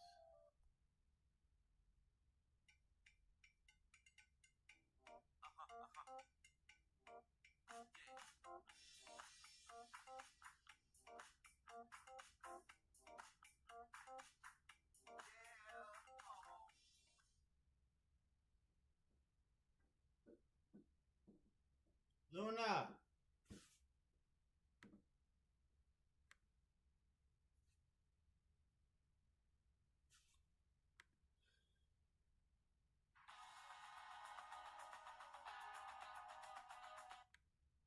Why is being alive so damn expensive? I'm not even having a good time. I can't stand when people text me talking about what you doing after work. I'm going fucking home. What you want to do? Because it costs too much to fucking stop anywhere along that route from my work to my house. You make one stop, $50. $50 damn dollars. You ain't even got a bag of shit. You got like 2 items and it's like $50. Nah, we ain't having a good time. We ain't stopping nowhere. Where was you wanting to go? Out to the bar? Nah, we'll drink at home where it's cheap. You know what I'm saying? I can't be paying $12 for a drink and a tip. Damn it. That shit gets too fucking high. We gotta go buy a bottle at the liquor store and bring it home or something like that. And nowhere else. Where else are you gonna go? We ain't going to no Five Below. Not Five Below. What's the golf place called? Shit, that shit high as hell too. And you want to drink? Not even on motherfucking payday is I'm gonna make that shit work. Can we get these groceries under control, damn it? Because I need to go grocery shopping today and I ain't got it right now. I don't want to do this. Somebody help me, adult in life today. But yeah, no. Well, it's cost too much to fucking breathe air in this song, bitch. We need to get air on a cheaper cost rate. Let's go. If my off-the-top calculations serve me correct, it costs about $100 an hour to go outside. And I ain't never made $100 an hour in my life. That's why I don't leave the house. All my stuff is here. It's comfy. It costs too much to go outside. Shit, it costs too much to stay in the house. Them bills still coming. I still gotta eat. you open up the Amazon app or something, it's a wrap. And I have kids, so anything I do is me times 3. We ain't doing shit. Dad's gonna have to save up or take out a loan or something. We're gonna go have some fun. And we can't go out to eat. Fast food ain't even cheap no more. You get a meal at McDonald's, that shit's like $20 now, and it ain't even good. And to add insult to injury, everything you do, everywhere you go, they always want a tip. They ain't even do nothing. So I say all that to say, look, I'm gonna keep posting my content because I need some money, man. Life's expensive. I'm struggling over here. Send help. The older I get, the more I realize just existing is expensive as hell. Like, nigga, every time I breathe, that shit probably cost me 10 cents. And it's crazy because when you're a kid, you don't really think about that shit. You just live life. There's toilet paper so you can wipe your ass. There's food so that you can fill your stomach. And there's Wi-Fi so that you can play Fortnite. But it doesn't always click that somebody is paying for all that shit. Like, nigga, literally everything costs money. Even going to make money costs money. Depending on your commute, if you gotta fill up your gas tank once or twice, that's... Listen.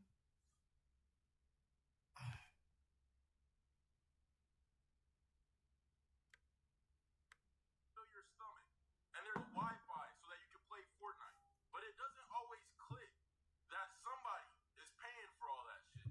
Like, nigga, literally everything costs money. Even going to make money costs money. Depending on... Okay. Even going somewhere to make money, that's not... So, from my understanding, I don't have to...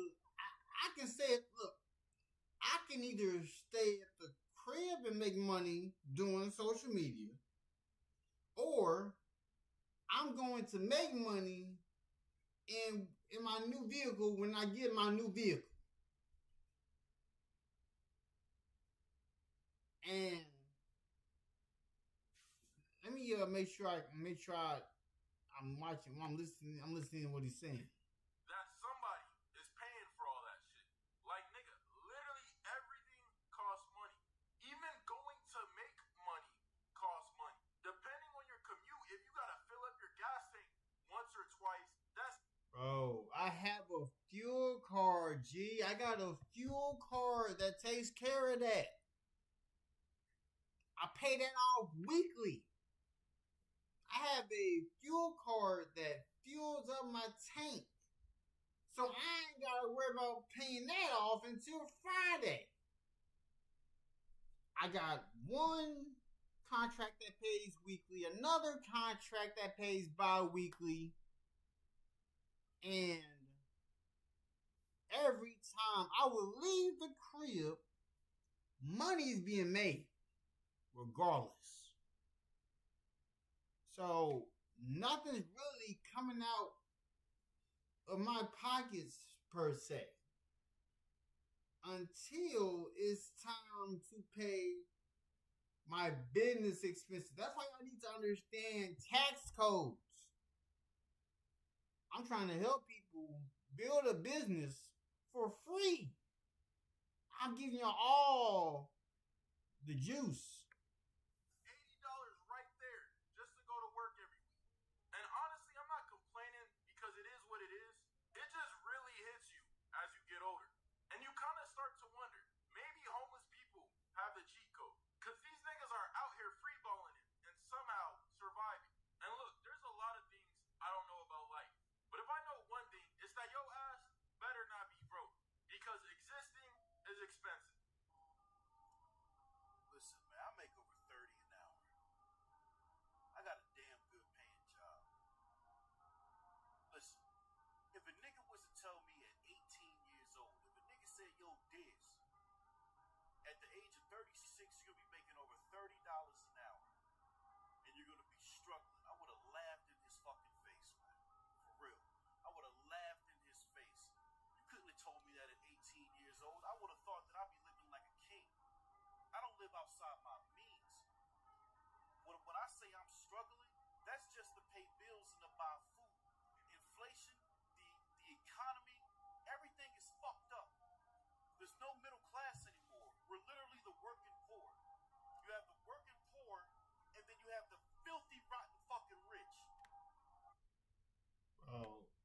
So if you making 30 an hour, that's actually good money. That's actually good money. So let's look at this. So this compared to working the old job I used to work, 30 an hour times 12. And you get paid every 2 weeks.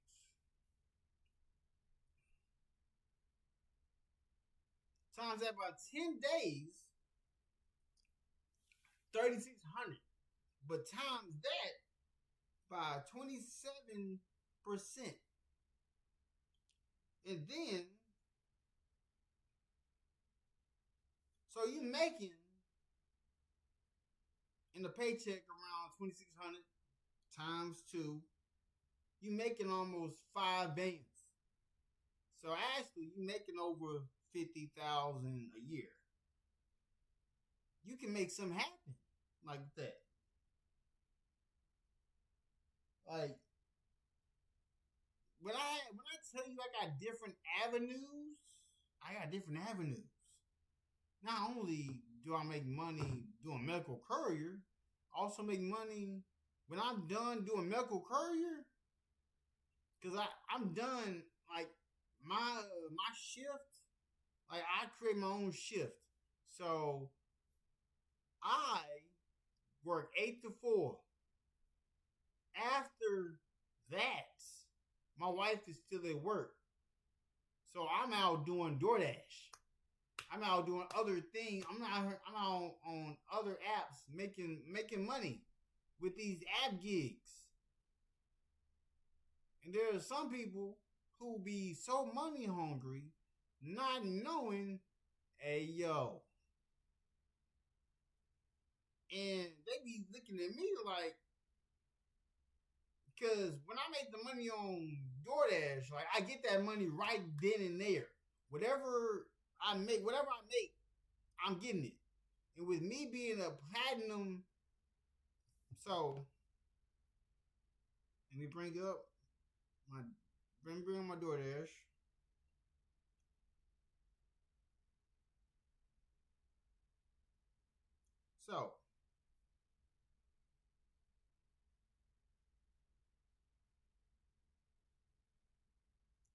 So you see where what am I?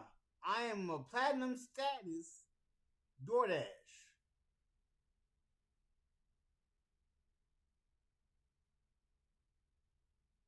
Yeah, my phone taking a picture of me every 5 seconds. I don't know why that's a thing, but yes. And I have an amazing acceptance rate. Like when I tell you, when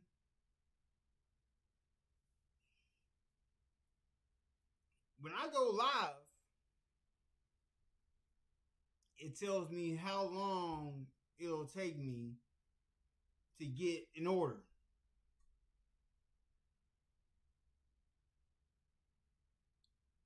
And if people had the decision to get, if there was a way for DoorDash to update it to where waving hand sign welcome in Haywood Pittman 5832 first message of the stream fire. Let's go to Haywood. If customers who order through DoorDash, if they was able to choose who gets their order, I would make more money. I would make so much money. So much money. Let's go with you, Haywood.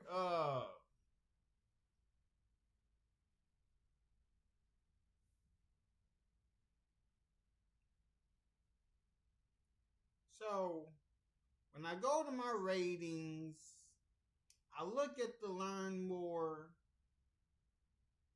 So with being a platinum, when I'm a platinum status on DoorDash. With platinum, you are getting the highest offer boost. You'll have shorter wait times on average than low tier dashers. That means I'm able to make crazy money.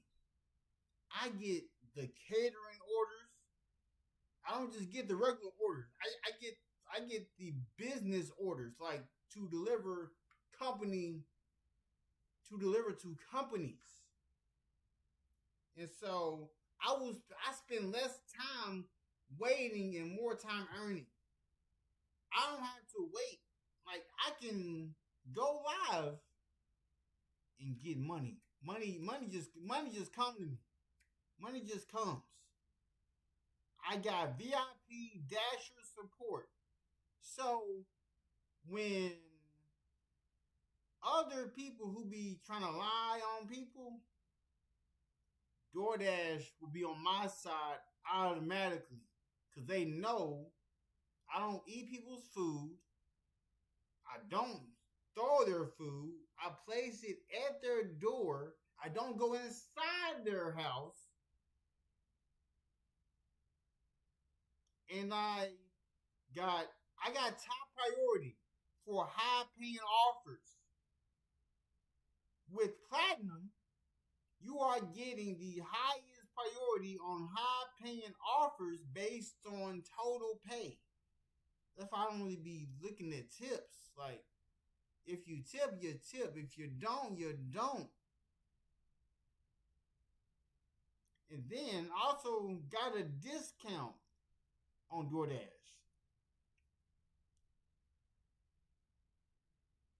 Like, I can use so I got a 30% discount with using my DoorDash. So using my DoorDash account, I'm able to get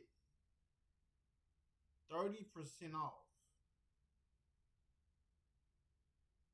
You know what I'm saying? But hey,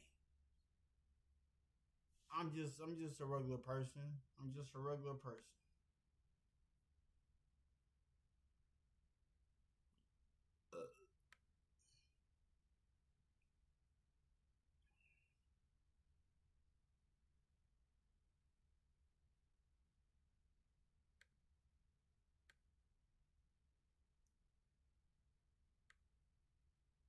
And the people who've been creating, oh my goodness. I mean, he has good numbers, but that's crazy.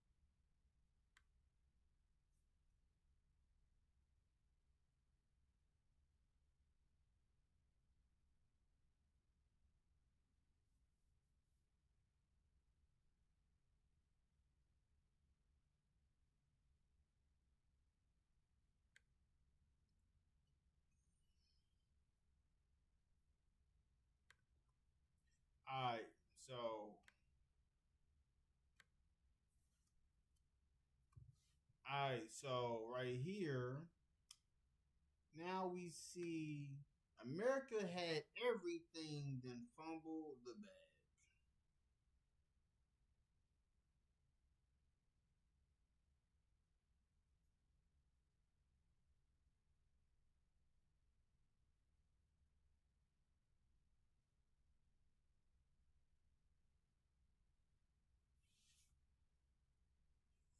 Before I look at that, let me look at the comments. I still think we should all collect our roaches and dump them into the gated communities. See, I never had roaches. I don't know what that is. I never had roaches. This house is too clean. This house is clean.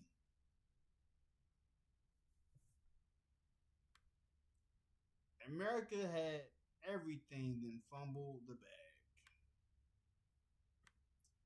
Nano Banana Pro is now on Artlist. Get Google's most up-to-date model and all the leading AI models on Artlist. America really fumbled. America fumbled so hard.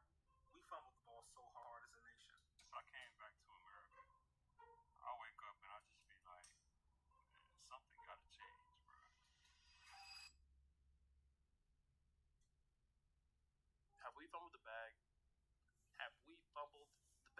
I didn't fumble. Because I remember as a kid when the 4th of July used to really mean something. I'm talking about we would all wear American flags, like our t-shirts.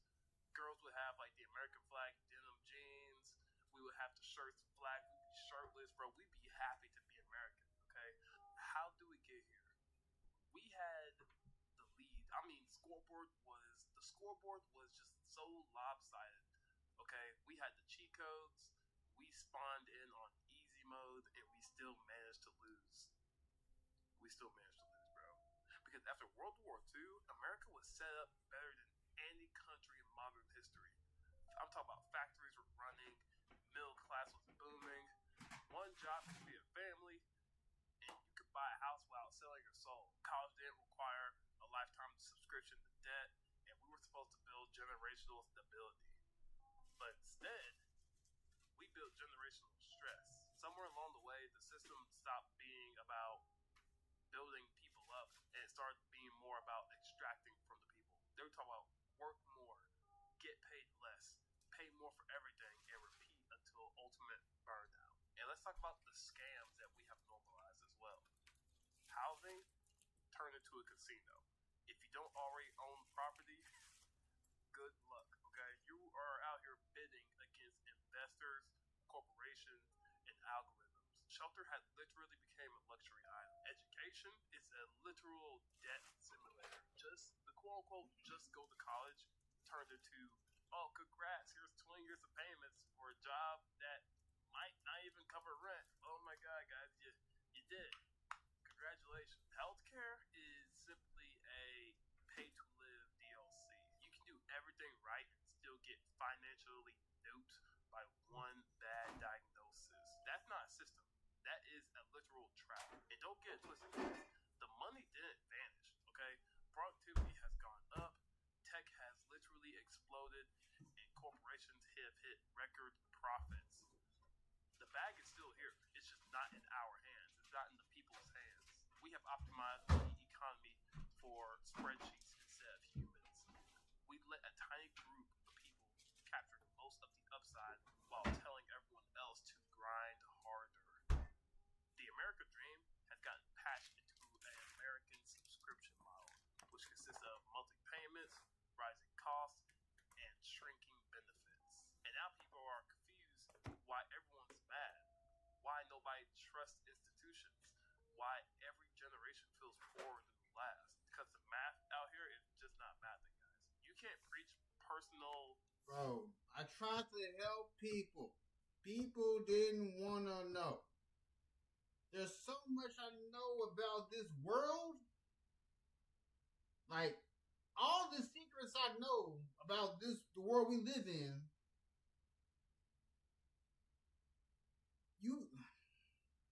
I'm mad I can't even speak on what I want to speak on. That's what I'm mad about. Because, like, I have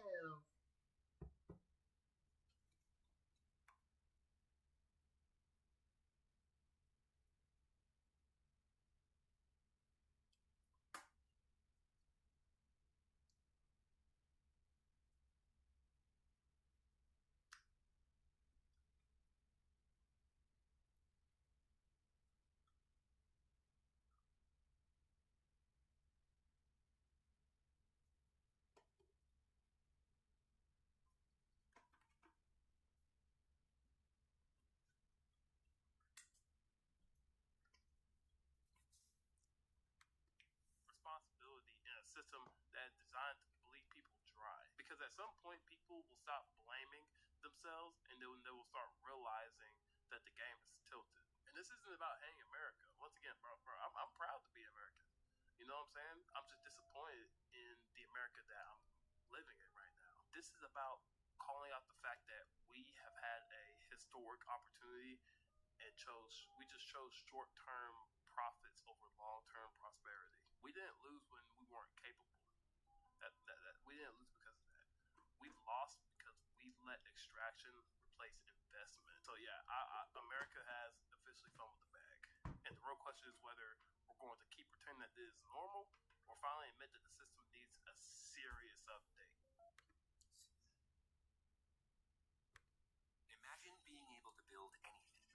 just by thinking about it. Meet Base 44, a complete AI creation platform. America. Look, when I tell you, I try to help people at first. A lot of people didn't want to listen to me. I can go down the list of, I've been a part of every era. If I would have joined YouTube in 2017, I wouldn't be where I'm at right now. I would not be where I'm at right now. Even my wife would tell you. Even my wife was like, if I didn't stop you from creating content, you would be somewhere else. And like I know that's true. That's nothing but true.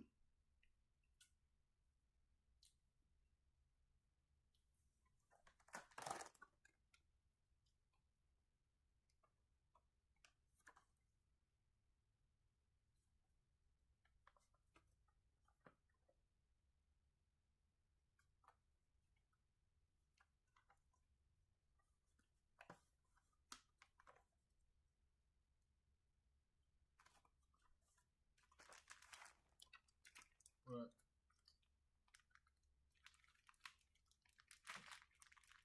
because people be like,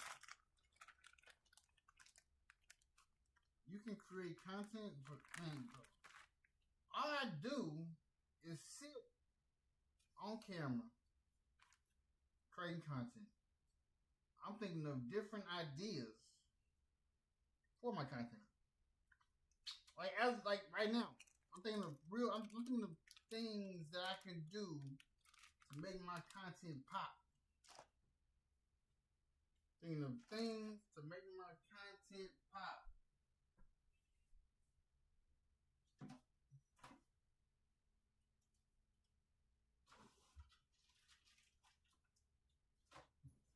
And I gotta stretch my body out to get it ready for working. You feel me?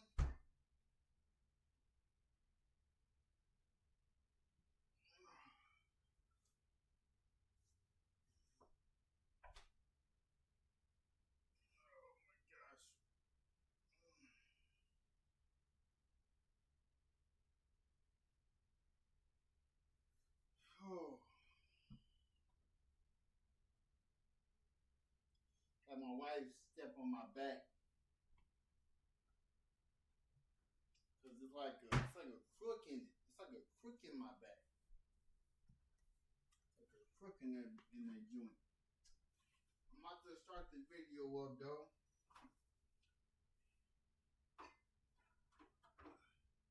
It's like I be looking at different content. I be looking at different people who also create content just like me. Just like me. And I have this camera on 24/7. Because some people be thinking that I don't live the way I live. Like people be thinking like that I just replaced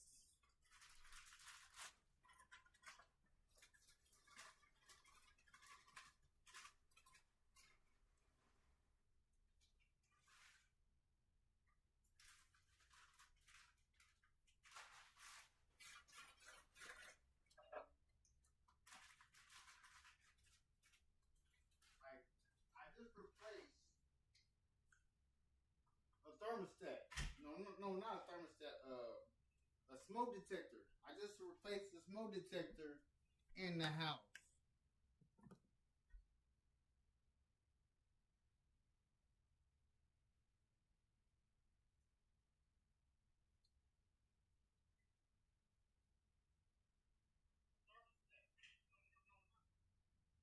Yeah, I just replaced a smoke detector in the house. And it's a new one. It's a new one. It's a new joint. Gotta put another one in the bedroom. I'm pretty sure people are like,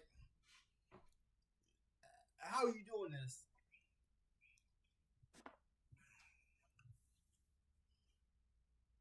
And I be trying to tell people, like, listen, I wear many hats. I wear many hats.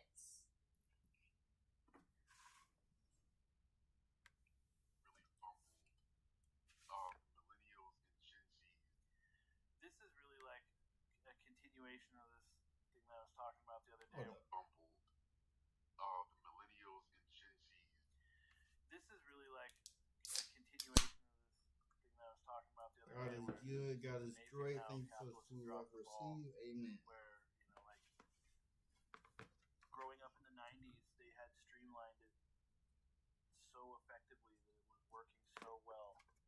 None of us were complaining, it was working so well. And yet they were like, how can we have more? And then they just kept turning it up and fucking increasing the prices.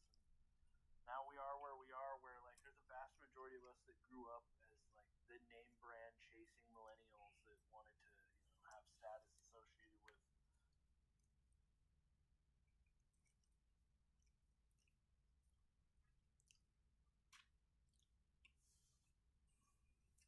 I'm a different type of person. I've worn Louis, I've worn Gucci, I've worn Giuseppe's, I've worn Burberry, but y'all only paying for a name. I wear Wranglers, Goodfellow, regular t-shirts, Frog and Toad. I get more compliments on wearing vintage things. I'm just saying. Themselves by it. I lived in poverty, but yet wore fucking, name brand clothes when I could because it, to me, was a symbol. It represented something of status or whatever. I was trying to be cooler than I was. And like, none of that would have ever came to the fucking forefront of my recognition had it not been for capitalism dropping the fucking ball. Like, you understand what I'm saying? Like, they made it to a point where it was like, it's so expensive you resent the things. And then once you start to resent them, you're easily able to pick them apart. Like, it's so easy to look at things and go, why am I buying Tylenol when the fucking chemical's the same whether it's generic or fucking not? Like, it don't make no sense, Then you just start going down that rabbit hole of figuring out, where am I wasting money on a name? There was a point in my life where that was a... That's how you know that your name is a brand. My bad. Your name is a brand. Like, when I create content, when people come to watch me, I don't want to like create content with other people, because then you're only coming to see the other people. I'm focused on creating content that other people want to see me. I can state that I have over 1 million views, and it's because of what I have put out there. Hold up. Luna.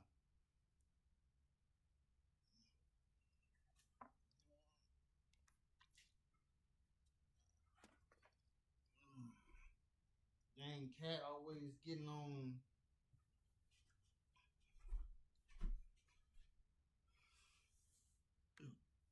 Purchasing, driving thing where, if I was going to name brand everything, you know what I mean? Nowadays, I don't even, I wear undershirts, what are considered to be undershirts, because I'd rather not have somebody's fucking symbol on my chest. Like, I'm not a walking fucking billboard.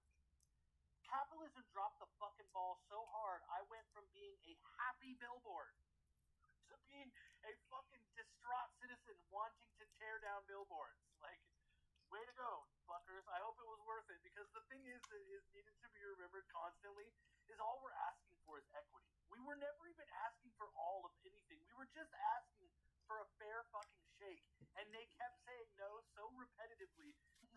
And they're still gonna be like, we don't want to share. Fuck you. Recognizing that the behavior. So, Burberry about to go get some lobster. So my wife and lobster roll. It was so good. It was so good. The lobster comes from Maine. I spent over $60-some. It was a food truck. It's amazing. Go ahead and get that lobster. Lobster is delicious. Delicious. Take back at the end of my stream because I can tell how many people have been in here. So that people be wondering why is there not a lot of people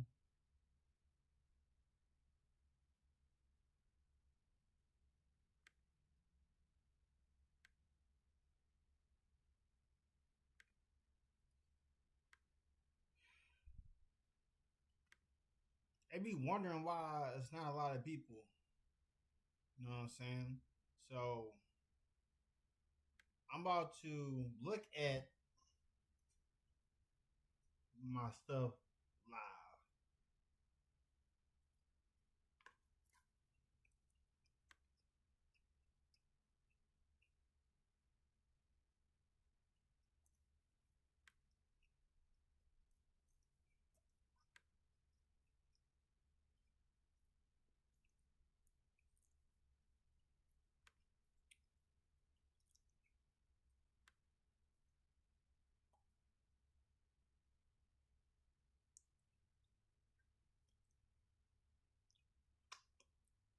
So I got 93 views in here.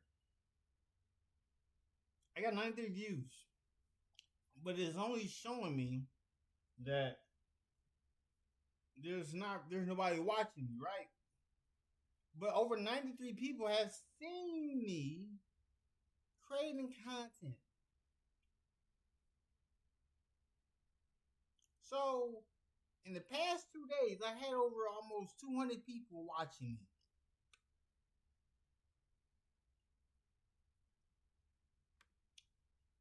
But you know, after this video, wait till you see the other video I'm about to be watching. Let me get back to it. You feel me? Let me get back to it.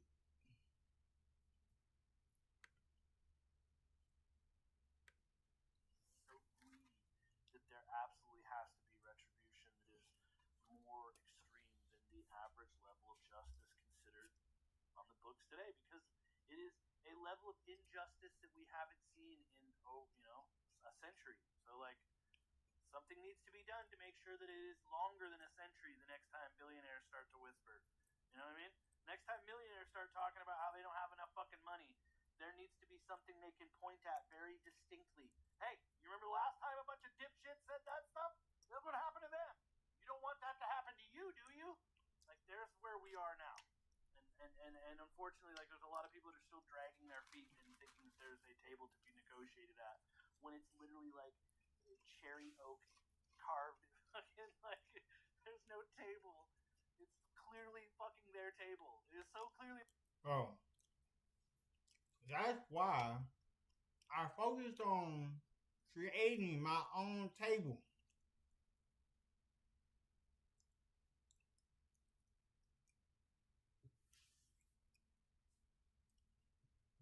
I created my own table. Their table. They're putting gold leaf on it now. I think she may be on to something. The reason why I can't believe that I'm the new adult is because at one point we had it all.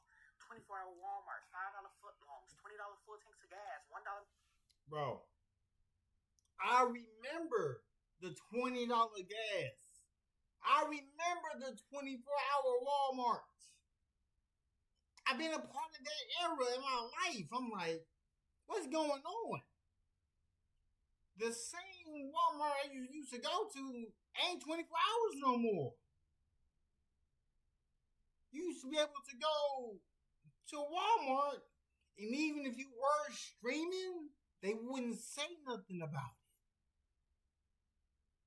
They'll let you live your life.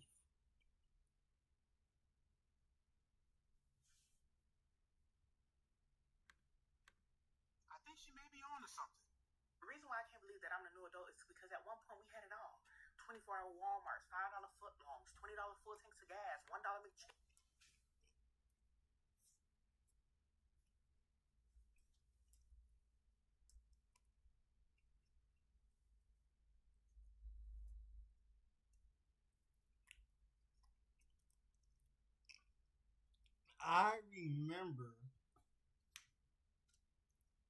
I remember going to the Subway, paying only $6 and some change for a $5 foot long.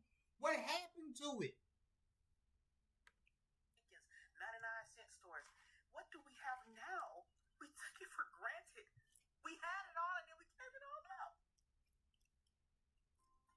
A smarter, easier way to file is here. Now you can quickly prepare your forms, deliver copies to your recipient. When I was a child, I had plans. I was like, damn, what my mama doing with her money? Broke ass bitch. You're bad at money management. Guess what? No. It just was not ever enough money. When I used to get my shoes from Payless, I used to be like, damn, she always got to catch a sale. She always talking about she going to get it when it go on sale. Lord, how I wish I had one of them BOGOs right now. Bro, people be mad at me. Like my wife and I, every month we budget for what we gonna spend, cause we ain't gotta spend no money on anything in the house, cause it's paid off. The only thing we gotta spend money on is the vehicles we have, car insurance, rent. Like paying rent in this house, that's all we gotta do is worry about the rent. We ain't gotta worry about getting it fixed. Cause this ain't gonna be the house that we gonna have for our kids. You know what I'm saying? Back in the day, McDonald's dollar menu, maybe $4 and you can have yourself an appetizer, an entree, a drink, and a dessert. Go up in that mug with $4.09. You know what you're gonna get? A large fry. Get out of them people's city. Back when $5 used to be gas money. Lord, I remember the days. Now, Uber costs $18 to go 2 miles up the road. Is it just me? Or is America crashing out? Is America crashing out? And I'm not blaming anybody. I just feel like people are not doing well and it's not all their fault. I was looking at some statistics, man. We got the highest unalive rate in all the countries, right? We got the highest drug use rate of all the countries. Well, the unalive rate is something different. Every time I open up my phone, I see nothing but unalive this, unalive that. We got the highest overdose rate of all the countries. Why is America doing so bad mentally? You know what I mean? America has low-key turned into a psychiatric hospital. And it's nobody's fault. I think it's what's happening to us. But I feel like America is crashing out. We in the crash out era right now. I don't know what's going on, but people aren't doing well and something needs to be done. People is crashing out, man. America is tripping right now. And I love America, but it's tripping. You are witnessing the collapse of America. You as of right now are bearing witness to the very, very, very slow collapse of the United States of America, and it never happens fast. It's always a gradual process, just like any system failed in history. It's always a gradual process with multiple cracks along the way until eventually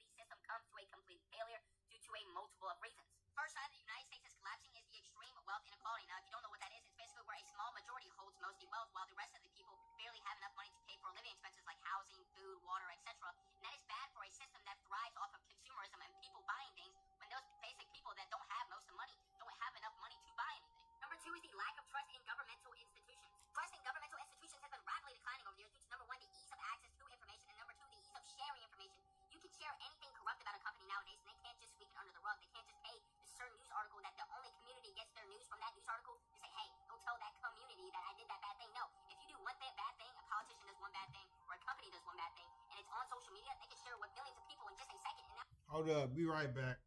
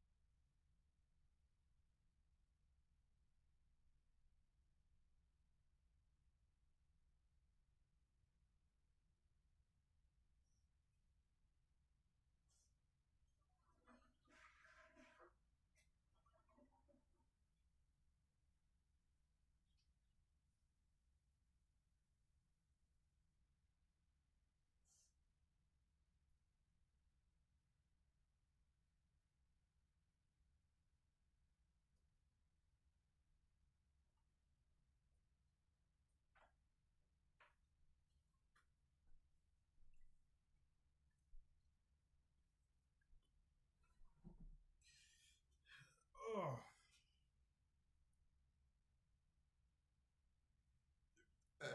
Oh.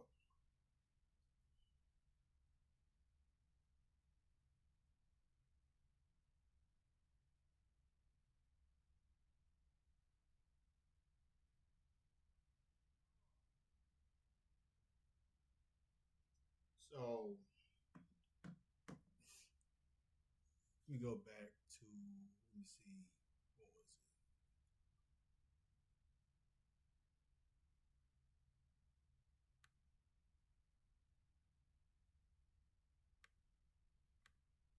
System comes to a complete failure due to a multiple of reasons. First sign the United States is collapsing is the extreme wealth inequality. Now, if you don't know what that is, it's basically where a small majority holds most of the wealth while the rest of the people barely have enough money to pay for living expenses like housing, food, water, etc. And that is bad for a system that thrives off of consumerism and people buying things when those basic people that don't have most of the money don't.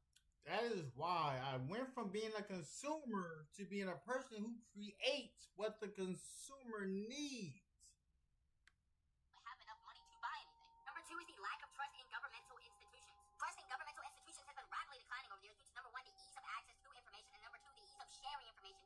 You can share anything corrupt about a company nowadays, and they can't just sweep it under the rug. They can't just pay a certain news article that the only community gets their news from that news article to say, hey, go tell that community that I did that bad thing. No, if you do one bad thing, a politician does one bad thing, or a company does one bad thing, and it's on social media, they can share it with millions of people in just a second, and now everybody doesn't like that company. Number three is a debt-driven economy. Basically, what is happening right now, instead of being able to purchase and own your own home, or purchase and own your own car, or purchase and own your own anything, you are forced to be able to go into debt for these items. Basically, you never really own these items. You're renting your house, you're financing your car. There's apps to literally finance anything in the world, like a firm, right? You can finance a Burger King meal. You can finance a Big Mac. You can finance your clothes. You can finance that drink you purchased last Saturday. You can pay it back. Basically incentivizing debt. You are making money off of debt. Now, the problem with that lies in how much debt can accumulate before that person cannot pay back their debt. Okay, so you basically want us to make 3 times the rent, single or married. You want us to... Well, I tell y'all, people have told me, do I, like, I don't have food stamps. I make too much, we make too much money. My wife and I, we make too much money separately and together. The money together we make is astronomical. If I told you the number,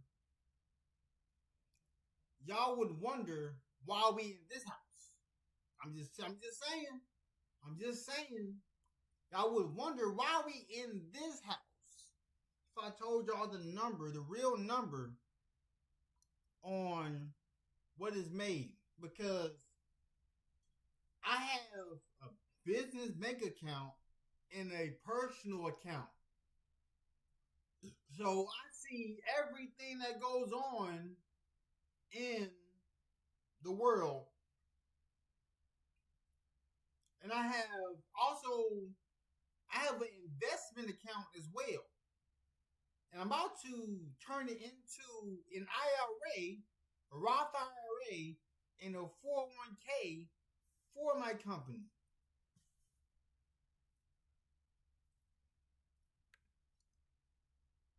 Get off of work early to come and pick up our kids when we don't get off until 5.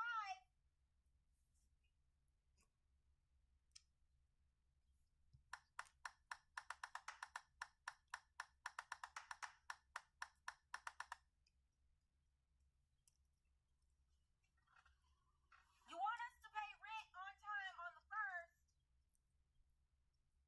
but our check is a little bit too short. Oh, not only that, I've got to pay, after I get done paying all of this daycare, I'm going to have to pay for an after-school program. So it's basically going to be going back into another daycare. How are we supposed to make it when y'all don't pay nothing but damn $20 an hour? And that's even with a degree. Listen, I got 3 degrees. When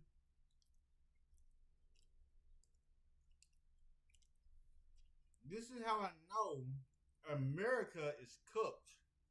This is how I know America is cooked. Because when people tell me, why are you at work? You shouldn't be here. You should be making money outside of here. If you are making noise outside, now we can't be telling people what you do outside of work. Then people will tell you, you can't make this much doing this.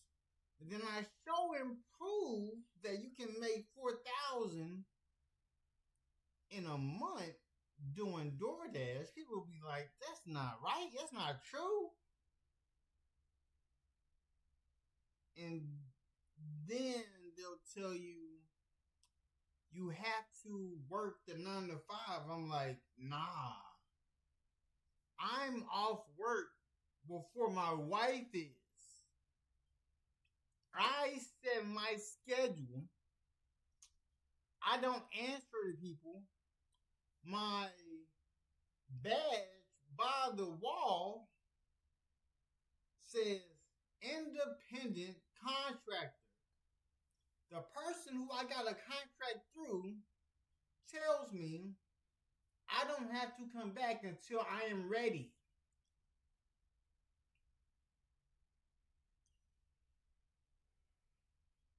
So the person who owns the contract, when I'm back working, he can call me directly and say, I got this that needs to be delivered to a hospital. I will pay you this much to deliver it.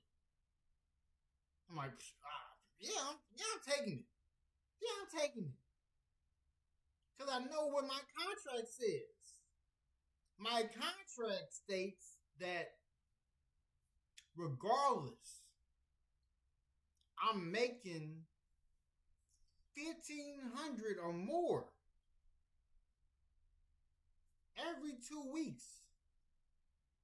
That's one of my contracts that pays bi-weekly. Because I don't get paid per hour, I get paid per delivery. I'm just saying. Just saying. Oh, and if you got a degree, you got to pay your student loans off. So you're going to be in debt. So every bit of money that you're making an hour is going to be going back to them. Listen, I looked at, like, I looked at my FAFSA and I saw the grants I was getting from 2011 to 2017. I never got to spend the grant money. My grandma spent that money. She wouldn't let me get my money. I had over $23,000 in grant money that I never got to spend. I never got to spend. And my student loans ain't that much. It's not a lot to me. Because I'm going to get mine taken care of.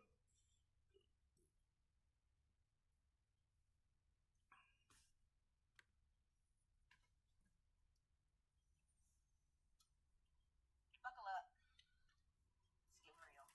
I've never lived in rural America, but I've always lived adjacent to it. Like, I've driven through it all the time, and I know people from, like, the rural parts of the country, and it's just crazy to me that 20% of Americans are just completely abandoned by the national politics, and frankly, they kind of live like shit. Like, it's none of these people's faults that manufacturing started, like, leaving rural America in, like, the 70s and 80s, and that, like, NAFTA was basically, like, the killing blow. Not to say that, like, NAFTA was completely evil. Like, it's the way it was implemented wasn't good because it makes life more affordable for the rest of the country for a time. But then it was so abrupt, it basically just ended how these people lived.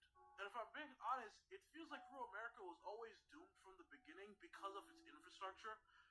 The way rural towns are built in America are extremely different from how they're built in, like, Western Europe.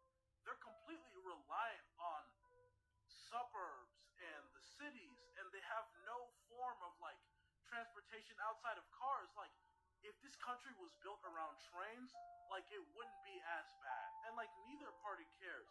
Like, Republicans fucking hate their constituents. They're never gonna do anything to help rural Americans, but, like, I can't lie to you and say Democrats really care that much either. If I came back to America, I wake up and I just be like, man, something gotta change, bro. Like, something has to change. America could have had nice things. Universal health care. Possible. Affordable college. Absolutely. A strong middle class. Should have been a given. But instead, this country chose racism over progress. And now everyone's paying for it. Because every time America had a chance to build something that benefited everybody, the thought of black people having access to it was apparently too much to handle. Well, for me, let me go back. Let me go back.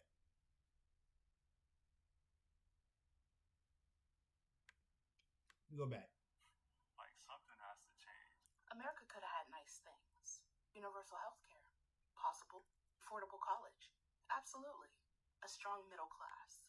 A strong middle class. That's where I came from. That's where I came from. Before I left my hometown, I didn't know that there was a class under me. You know how crazy it was for me to experience racism after I left my hometown? I'm like, I never experienced this. I never did. I was so confused.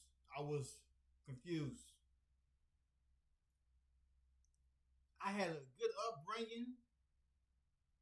My mom spent. I've been in First Step, Head Start, elementary, middle school, high school, college. I've been in school since I was like 3 years old. Like, I was in the GATE program. I was in a laboratory school at Grambling University that my mom was spending, I think, over $3,000 a semester. I was breaking taking apart and putting back together Super Nintendos. That's insane. Should have been a given. But instead, this country chose racism over progress. And now everyone's paying for it. Because every time America had a chance to build something that benefited everybody, the thought of black people having access to it was apparently too much to handle. Instead of progress, we got a country that actively made life harder for itself, just to keep black people down. Universal health care. Not if black people get it too. Back in the 1940s, America had a chance to create a universal health care system. Other countries did it, but the US? Nah. Now, you may be asking yourself, why? Because universal health care meant that black people could go to the same hospitals as white people and potentially get treated like an actual human being. It's kind of crazy. It's kind of crazy that if I was to speak about the inventions that black people have created for hospitals, medical, the blood bank, I can keep going. But they don't want to treat us as actual human beings. And we are the reason USA is what it is today. It was built off the back of immigrants. Because I'm from United States of America. I'm not from Nigeria. I'm not from Africa. I'm not African American. I'm a black American. I have ties here. Like, I have proof that states that I'm from here. Because when my wife and I went on a 6-day cruise in California, when we came back, my wife, she went through perfectly. When my face was scanned to get back in off the ship, they were like, this white dude was looking at me like, are you from here? I was like, yeah, I'm from here. What do you mean, am I from here? Had my social security number, had my birth certificate that shows you I was born here. Hey, people don't be really knowing. People don't be really knowing. And they just couldn't have that. Southern politicians outright said that they wouldn't support it if it meant desegregation. Instead of universal health care, we got employer-based insurance. And that left millions of people uninsured, and we all know a hospital bill can bankrupt you. And now, even white people in states that fought so hard against universal health care, they're struggling just to afford insulin. Rural hospitals are shutting down because states are refusing federal funding. Medical debt is the #1 cause of bankruptcy. But hey, at least they didn't have to share a waiting room, right? Affordable college, though. Let's talk about that. Once upon a time, public colleges were affordable. California's public universities, they were basically free. Tuition in other states, so cheap, you could pay for it with a summer job. Can you imagine? And then the civil rights movement happened. More black students gained access to higher education. And instead of just letting people go to school, states started slashing education budgets. Public universities raised tuition. Federal aid shifted from grants to loans. And suddenly higher education became a debt trap. And now, Americans are over $1.7 trillion in student debt. An entire generation is financially crippled for simply getting an education. And even jobs that require degrees don't pay enough to cover the costs. America was so determined to keep black students out, they ended up locking everyone into lifelong debt instead. Now, home ownership. You know what builds generational wealth? Owning a home. After World War II, the government gave white families access to cheap home loans, setting them up for success. Black families locked out of those programs, thanks to redlining and racist lending processes. And when black people did buy homes, white flight drained resources from those neighborhoods. So if we fast forward to today, the housing market is a literal nightmare. Wages haven't kept up with home prices. Millennials and Gen Z can barely afford rent, let alone buy a property. America's better black home ownership, helped create a market where now nobody can afford a house. Now let's talk about strong unions. What's up, Luna? Back in the day, unions were powerful. They fought for better wages, job security, and benefits. And black workers, they were leading some of the biggest labor movements. What did corporations and politicians do? They went to war with the unions. Reagan set the tone by firing striking air traffic controllers in 1981. Companies spent decades breaking unions, outsourcing jobs, and replacing full-time work with gig jobs. Right-to-work laws made organizing harder, and now most workers were left with stagnant wages and no protection. America didn't want to give black workers bargaining power, so they weakened unions across the board and made everyone suffer. This country could have had universal health care. It could have had free college. It could have had a strong working class and affordable housing. But every time America had the choice between progress and keeping black people out, it picked. See, that's why I understood that. That's why I understood that when I would get interviews in the past, it let me know that I had to create my own table, because when a person who was interviewing me telling me I'm overqualified, I'm like, how you gonna tell me I'm overqualified when y'all told me to get a degree? I got the degree. They're like, oh, now you're overqualified.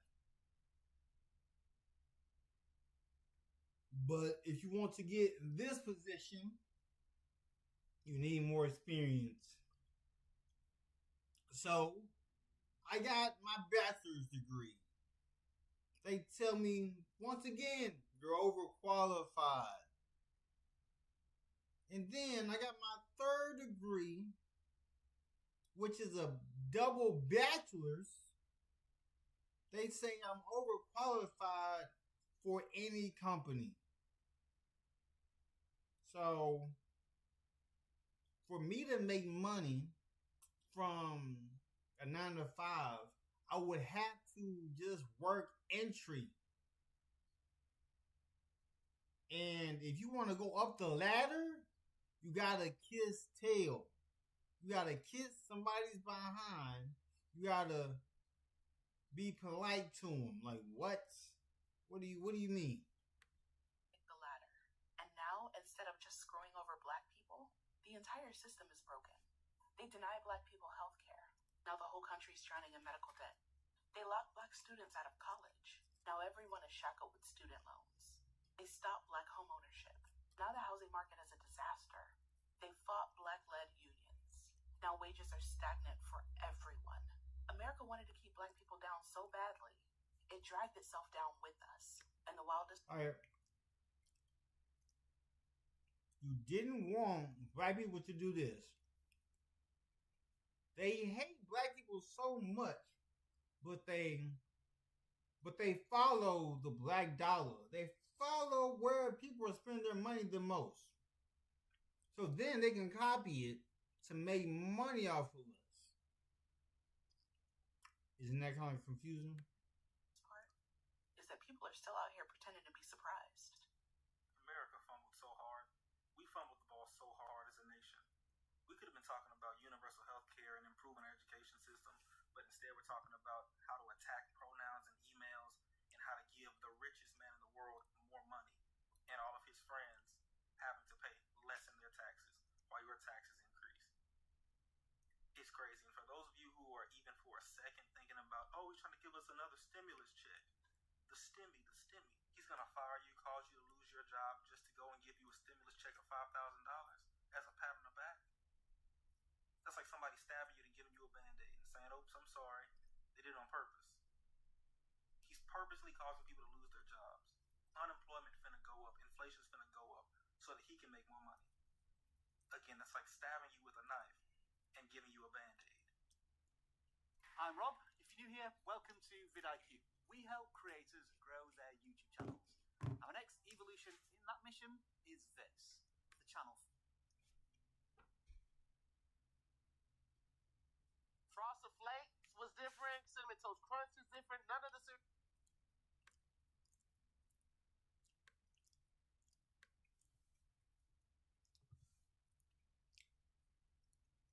I know. They hate us, but they want to be us. We done helped. We done helped with refrigeration. We done helped with the furnace. We done helped with AC, the ironing board, stoplights. There's so many different inventions that I can just speak on left and right where they have changed it to where they try to change the narrative that black people ain't do this, black people ain't do that. That is why I have not shown what I have created, because I am also an inventor. So I have inventions in my phone.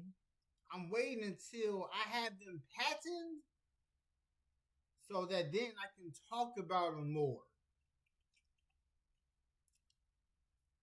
But you know,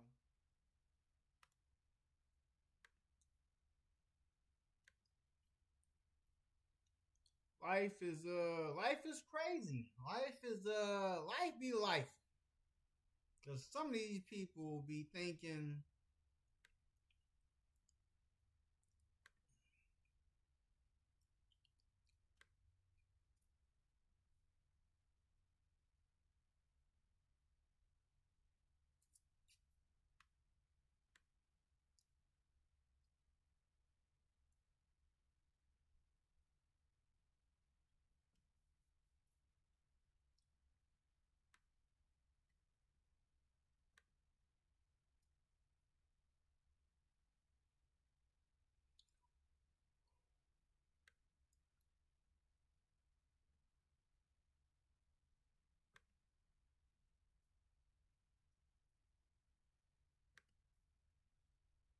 this other one though. This other one.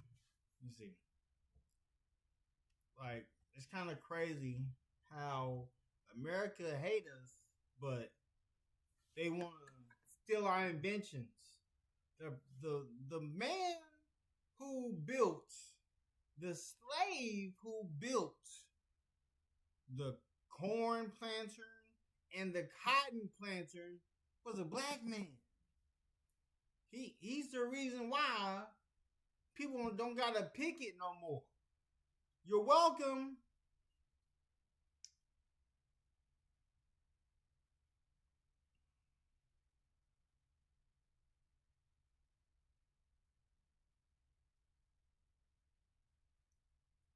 Like,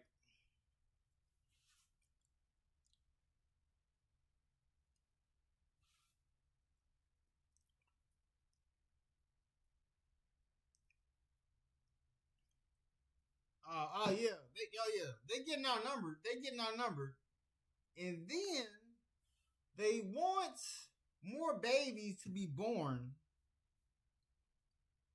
but not just black babies. They want more.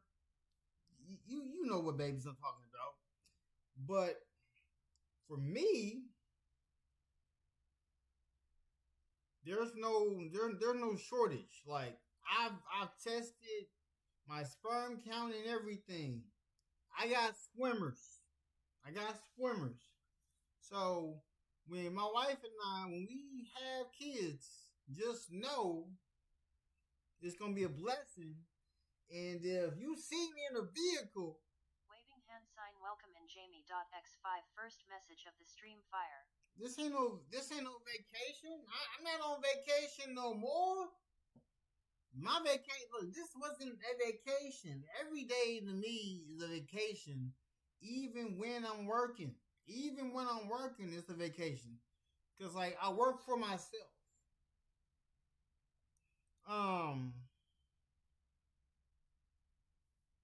So, there is no vacation. This ain't no vacation. Like, every day to me is a vacation. Like, working for myself, I ain't got to answer to nobody. I can take off as long as I want to. I don't answer to people. Like, you gotta understand, I'm an independent contractor. A lot of people don't be understanding what an independent contractor is or what an entrepreneur is. Like, y'all gotta understand, like, I work, I don't answer to people. I don't answer to nobody. I'm able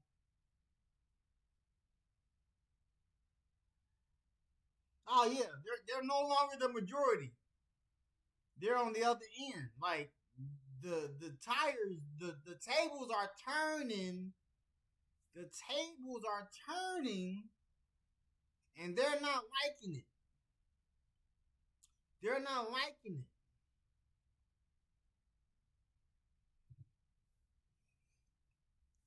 That's why there's a lot of hate towards black people. For I don't know what reason.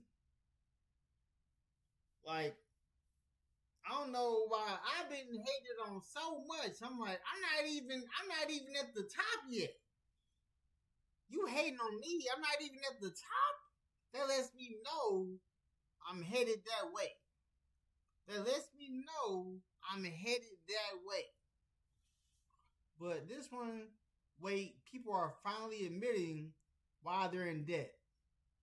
Bro, listen, I got nothing but the truth to tell y'all. I'm taking care of my college debt, and I don't have that much in collections.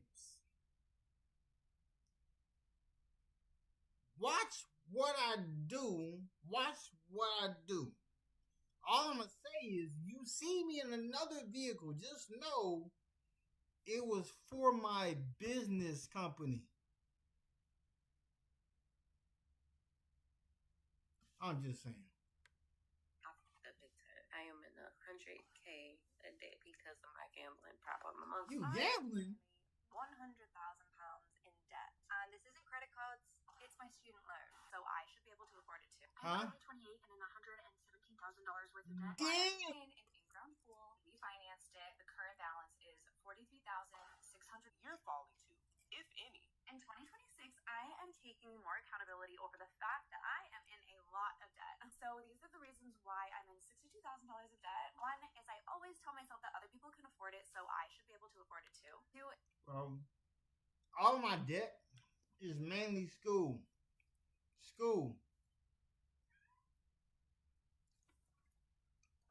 Luna.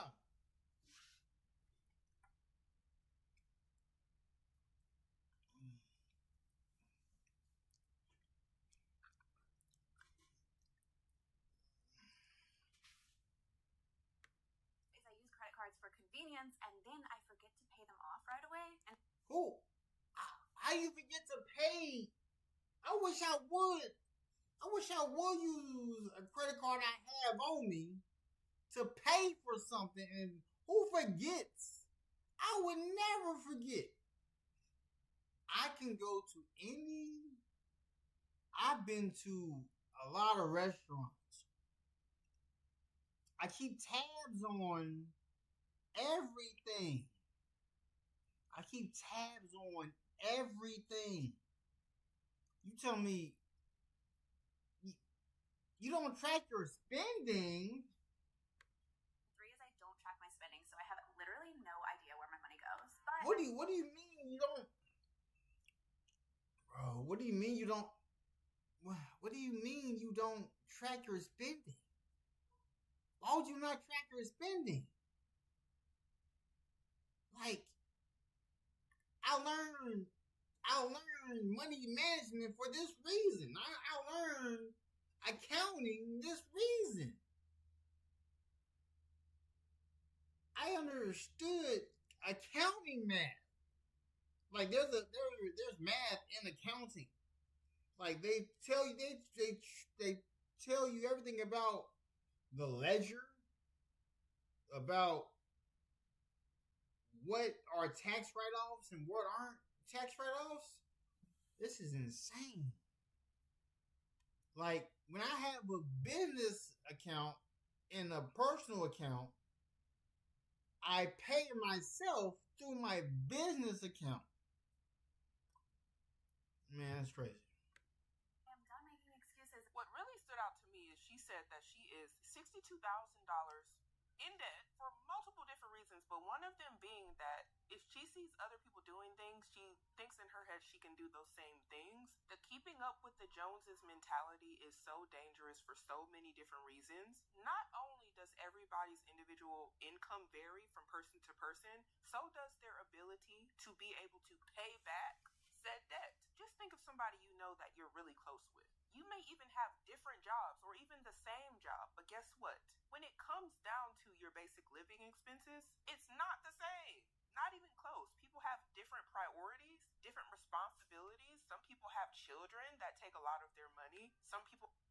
Bro, like, when I was comparing, I could compare myself easily when I was working my old job. I used to work 2025. I was driving a 2021 Kia Rio. Everybody else that I worked with, who were my co-workers, I saw what they were driving, and they were in debt. Like, the Kia Rio paid off. Like, that total, that vehicle that was total, I made sure that it was paid off. I ain't got to worry about it. The Kia Forte paid off. Ain't got to worry about it, right? It blows my mind that people don't pay attention to how much they're spending. Are caring for parents. Some people have a mortgage. Some people are paying a lot for credit cards, student loans, other debts. So to see any fun that anyone is having in their life and say, well, if they're able to do it, why can't I? Is just not a rational thought. And this isn't to shame anybody who has thought like this. It's to identify that is not rational. It's not logical. It's like seeing somebody run a marathon and you think to yourself, you know what, I'm gonna get out there and run right now too. They're doing it, why can't I? You didn't do the preparation, you didn't do the work. You don't know what happened behind the scenes to make that happen. You get what I'm saying, y'all? It's the same thing when it comes to your finances. You just don't know what they did to be able to do those things. So be wise and spend responsibly. And while we're on the topic of this brings up a very interesting conversation, actually an article that I found. And this is from creditcards.com, and the title here says, Americans owe $1.13 trillion, but 69% don't understand how credit card interest works. And it goes on to state that Americans are leaning harder than ever on credit cards and that they're doing it with a shaky understanding of how that debt works. Going on to state nearly 7 in 10 Americans admit they don't fully understand how credit card interest works, according to a new creditcard.com survey. The article goes on to state that the gap between usage and understanding may be putting millions at financial risk, especially the younger Americans who may soon be applying for their first credit card as they enter college, trade schools, or want to join the workforce.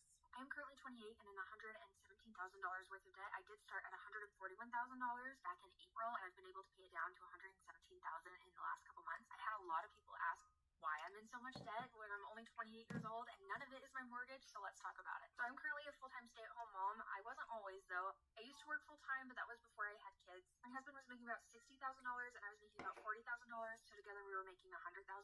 Now, the initial plan when we had kids, we did plan for our first, was because we were both working from home, we would just juggle the kid and work, and we'd be able to switch off between meetings and stuff, and that was just very unrealistic. First off, my job got really busy when I went back from maternity leave, and then second, my husband actually got laid off from his job, found a new job, and then we weren't really sure how busy he would be, so it wasn't really realistic for us to be juggling a kid between our full-time jobs, even though we were both working from home. We did look into childcare, but it's very expensive. We would be paying more than half of my salary for someone else to be watching our baby, and I had really bad postpartum anxiety with our first, and I really just didn't trust anyone to watch my kid. My husband got a new job. I ended up quitting mine, and then I found out I was pregnant again within the same week that I quit my job, which is insane. We were not planning a surprise. When I quit my job, we lost a third of our income. We had a new baby. Babies are expensive, diapers, wipes, all the things that you buy when you're a first-time parent. So a lot of that went onto our credit cards that we had. Because we had been somewhat financially responsible leading up to this point, we had pretty high balances we were able to spend. I think we had a couple that went up to $10,000.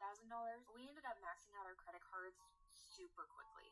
After maxing out our credit cards, instead of trying to come up with a plan, we decided to go for our HELOC, which is our home equity line of credit. And we've been living in our house for about 2 years at that point, so we had some equity on our home that we could pull out. We were able to pull out about $80,000. And this is the real kicker. We paid off most of our credit cards using the home equity line of credit, but because that space was then free on credit cards, we ended up spending that all over again. You might be asking how we spent so much money in such a short amount of time, and I don't know. And what she just said is one of the reasons why I'm not a big fan of consolidation loans unless you have done the work and have a plan to not rack up your debt all over again. In plain English, for a lot of you who don't understand what she said she did, she took out a line of credit for her house. Her house that she lives in had equity, essentially meaning, according to bankrate.com, home equity is the difference between your home's value and the amount you still owe on your mortgage. It represents you can tap your equity and use it for various expenses, primarily via home equity loans and home equity lines of credit, also known as HELOCs, which is what she said she did. And the tricky thing about home equity lines of credit up the credit cards, this is dangerous, y'all. But that's the biggest thing that got us to this point. Now with the HELOC, we had all of our credits maxed out. We ended up applying for a Freedom Debt Relief program, so we were able to wrap up all of our credit card debt into that. So right now we currently owe around $40,000. Like, yeah, we got some equity in the house. We can use that to pay back the credit card. And then you run back up the credit card again. That is a very common thing, and that's why it's so important that people understand the dangers of taking out a HELOC for credit cards and then running those credit cards back up. Like, I wish part of her story was we took out the HELOC, we paid the HELOC because we were able to get it for a lower rate than what the credit card companies were charging us. But then we cut up and eliminated the credit cards. But that's not what happens a lot of the time. And in her situation, I think she just had a lot of life circumstances hit her all at once, especially being that she had 2 new children. Things can get expensive really fast. But kudos to her for making progress on her debt journey. And it says here in this comment, y'all should have taken bankruptcy instead of a debt relief program. It's not too late. Another comment says, I don't think $100,000 a year is enough to have children in this decade, unfortunately. Interesting. All right, so y'all comment down below and tell me what you think. All right, so wait 1 second. Let me get this together. I'm gonna be right back. Gotta make this clip on TikTok real quick. Is this shot from the same people who doubted?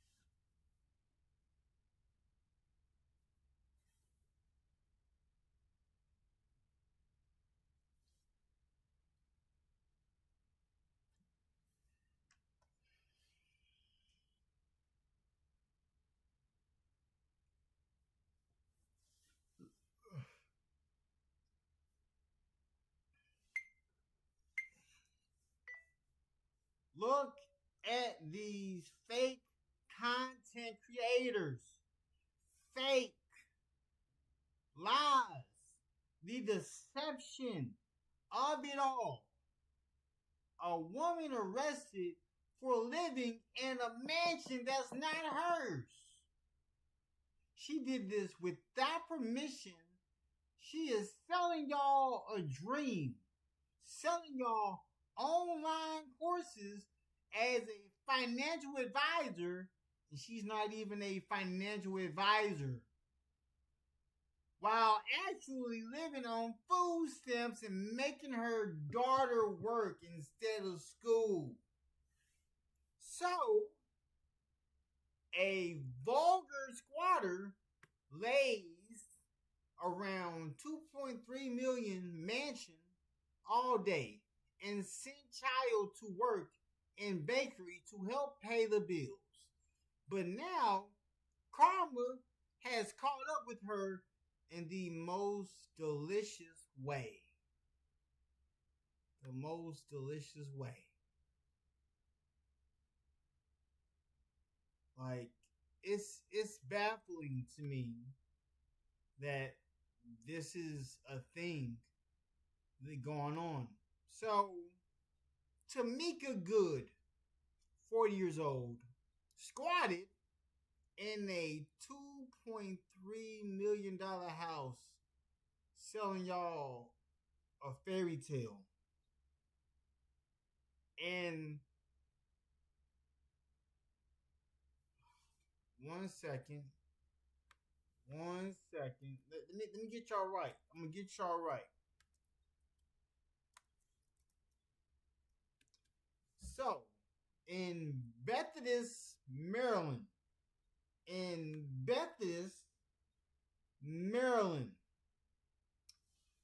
it was a bank owned after foreclosure. She posed online as a bankruptcy financial advisor. She done lied to y'all. This is a person talking lies. She was selling $800 courses and flaunting the home / Porsche on social media.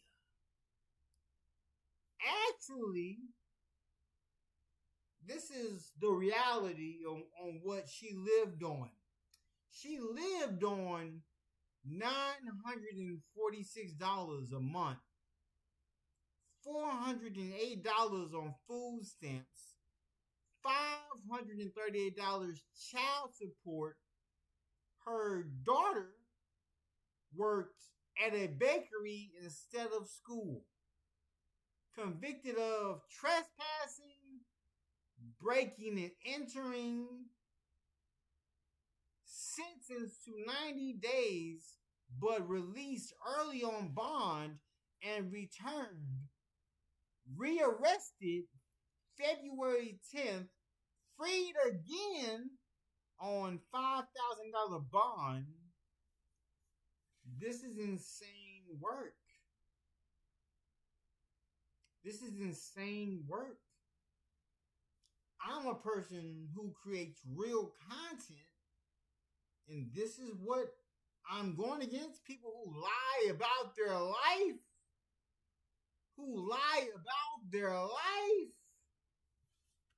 It's kind of baffling, don't you think? Don't you think it's kind of baffling to be competing with the lies? Like, you wouldn't think that this was even true. And a lot of people don't really be using their brains. They use AI to show them truth. Because how is she squatting in this house and y'all didn't know about it? And she's getting paid $800 every time somebody would pay for a course, and she is selling them a dream that she doesn't really do.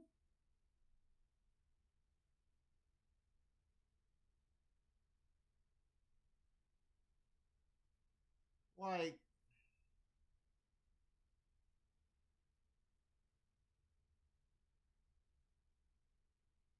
like all these fake lives that people live. And then when people see how I live, they think it's AI.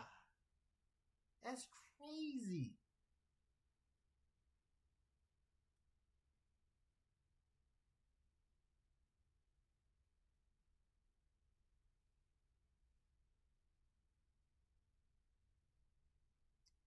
So, $2.3 million mansion, food stamps, online courses, exploited child. Like, this reads like a reality show script, but it's real life. It makes you question how often people are living double lives and whether social media success always reflects reality.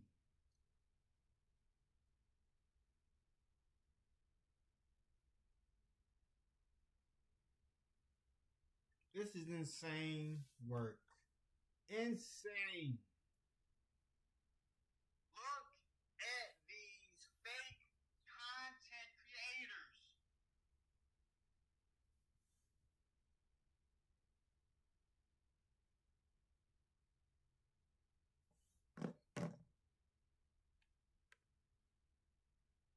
Oh, would break me. Now they shocked by the matter is this. What's good, people? What's going on? I just did another video.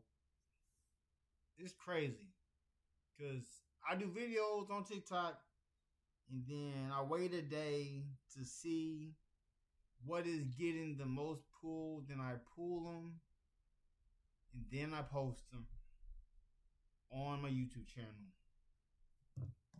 So before I go on to what I was watching at first,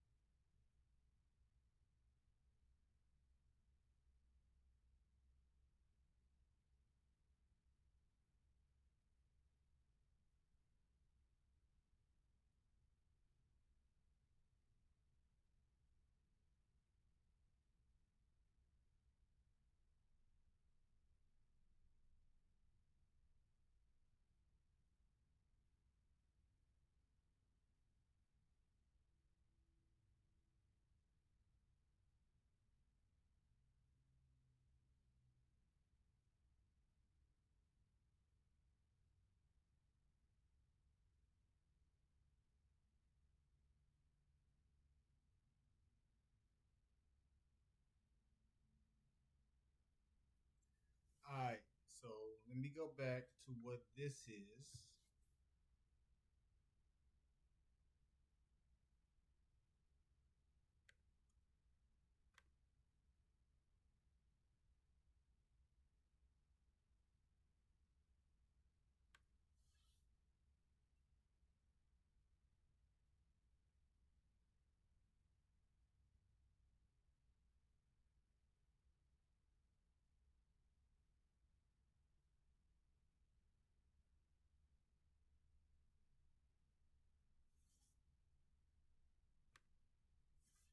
And this comment here says, it was a surprise. LOL. Why do people always say that? And I think they're referring to when she said she was having another kid. And this comment here says, you need to go back and look so you stop the cycle. 117K of personal loans and credit card debt is insane. But I love to hear people actually doing something about it, because without a strategy, all this talking is simply a confession. But look at what she said here. We definitely stopped the cycle. We started hardcore budgeting when we ran out of money. So now we're working on paying it off. See, before I even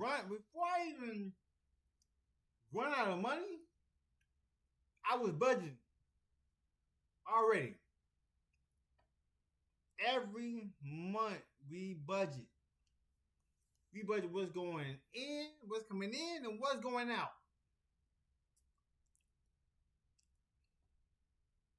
Because with me being an independent contractor, I'm able to get paid weekly and bi-weekly at the same time. I'm able to get more settlements because I don't get paid. I don't get paychecks. I don't get pay stubs. Like, I take care of my taxes at the end of the year. At the end of the year, I don't have to worry. Taxes don't come out of my check. It comes out of my taxes at the end of the year. You know what I'm saying? Completely in the next 2 years. And that is so refreshing to hear. Sometimes I wonder if I hadn't moved to the West Coast in 2018 and spent 5 years there, if I would have ended up with as much credit card debt as I have now, because most of the credit card debt that I'm paying off in my 30s is debt that I accumulated during those 5 years that I lived in Portland, Oregon. The screen says, things I bought that got me 25K in credit card debt. Okay, let's hear her out. The more that I've reflected on it, I think I would have ended up with debt no matter what, because I was just very insecure in my 20s, and so much of what I bought was just because I wanted to keep up with people, my friends, the people I worked with. But most of that debt comes down to 3 categories, one being food. Food was a really, really big one. I used to live close to a lot of restaurants, really good restaurants, and my I'll tell you, a lot of people don't even know what I do to make money. The only person that knows what I do, my wife. I'm not trying to compete with people. A lot of people will be wondering what I do. I don't be making posts every time on Facebook. That's not what I do. I'm not that type of person who wants to invite people into my life. If I was to go viral and I'm in the algorithm getting hit left to right, and I'm making 10,000 a month, you think I'm gonna be speaking on that? No, because if I was making 10,000 a month from YouTube, before I get paid last, the people who got me here, they would get their money first. They would get their money first off rip. So before I even get a percentage of that 10,000, because I already know I'm going to give 10% to the church, and I'm going to take care of what needs to be taken care of. I'm going to pay the people who got me to where I am today. I'm going to pay them respectfully. If they need more, I'm going to give them more. Because when I tell you, like, when I tell you that I know the people who are my mods, like, I know, like, I might not have, I've only seen one of my mods. I've only seen one of them. I got 3 of them. I got one that's in California, one that's in New York, and then one that's in Ohio, I'm pretty sure. And if they give me a number, that's the number they're going to be getting every time I get a big check. If I was to get a big check, 10% going to church, then doing my due diligence to give the money to my mods, because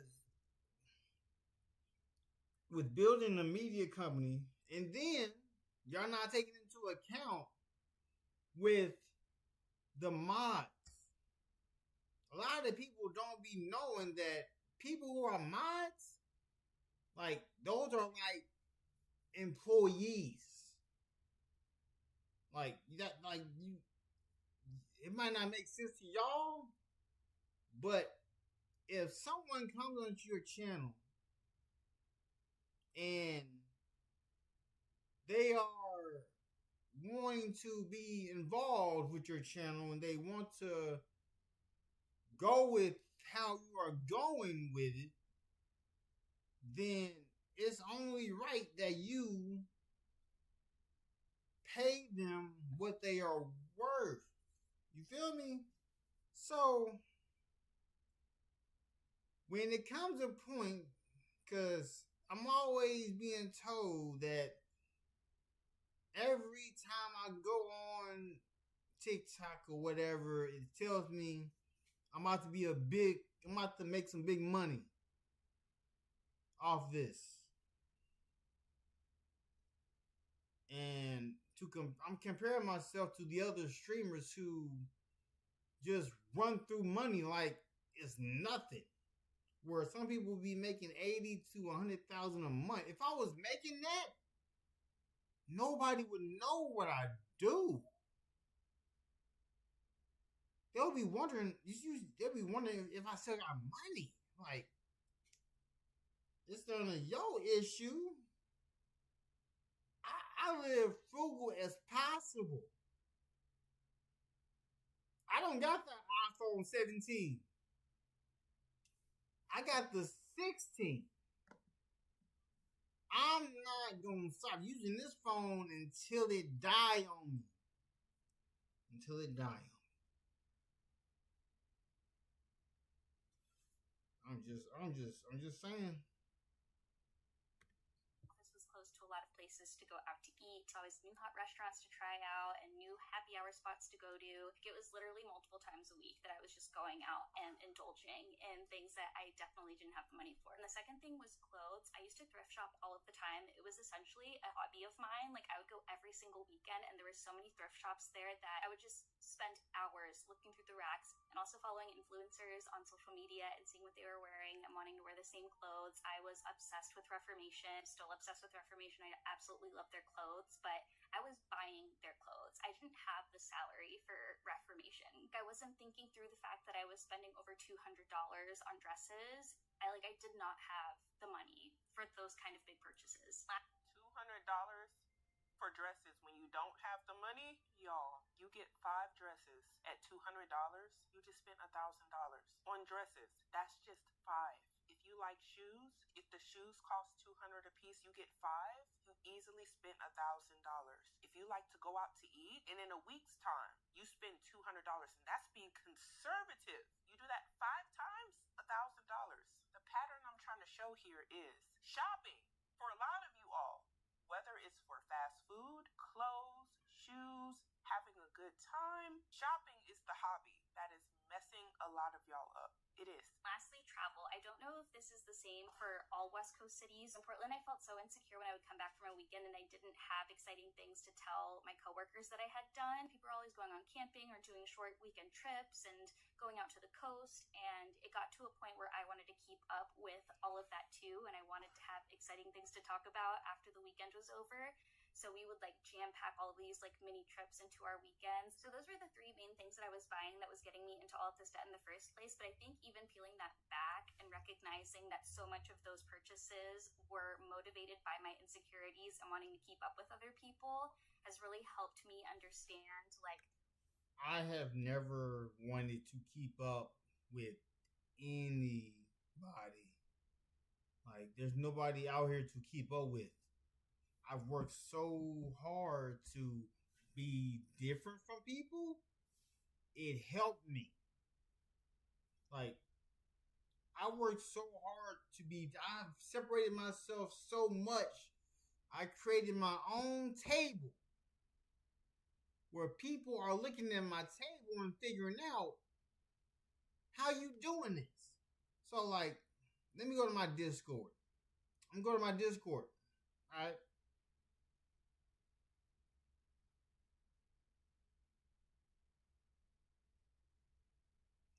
All right, let me, I'm about to let y'all, I'm letting y'all know the truth. I'm letting y'all know the truth. All right. So, this guy on Discord, I'm telling you, I can't tell you nothing but facts. I can't tell you nothing but facts. This dude right here, Smelly Octopus, he said, I'm good. I had a quick look at your channel and I can see you're putting in some solid effort.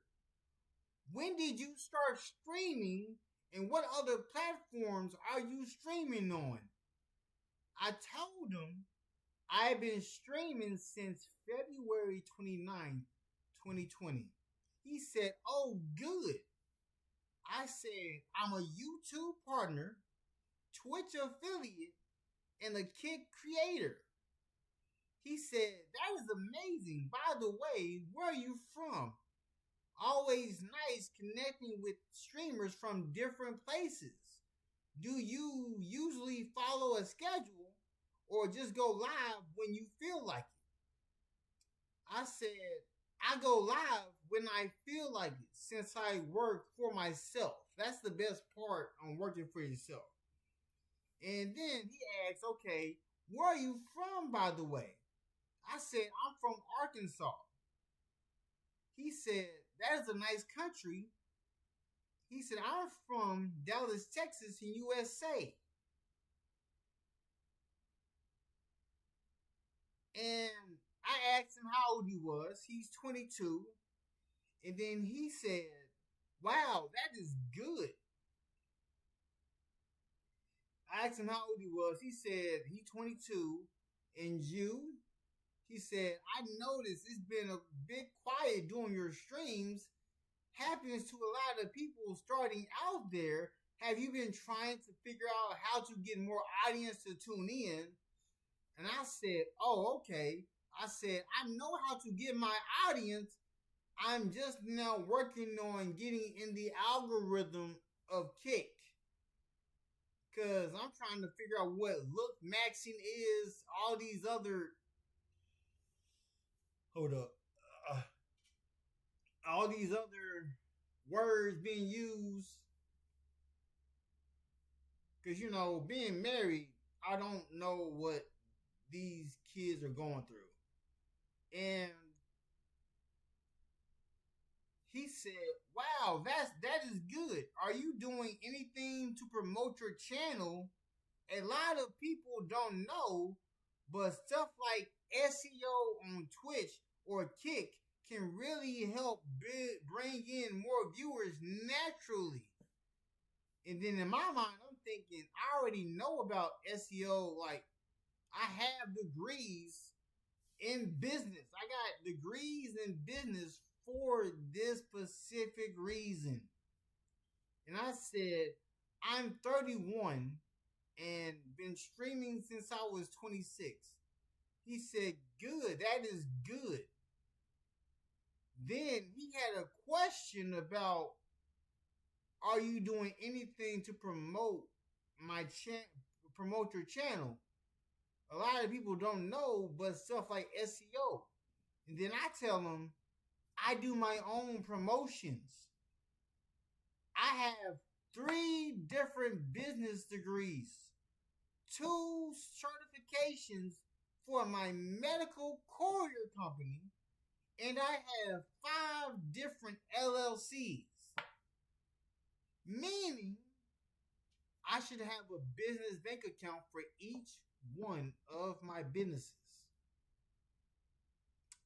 I do my own marketing, so I don't. Why would I pay for marketing if I went to school to learn how to market yourself? And then plus, I make my own music. So all the music you hear through my channel, that's me. That's me. That's all me.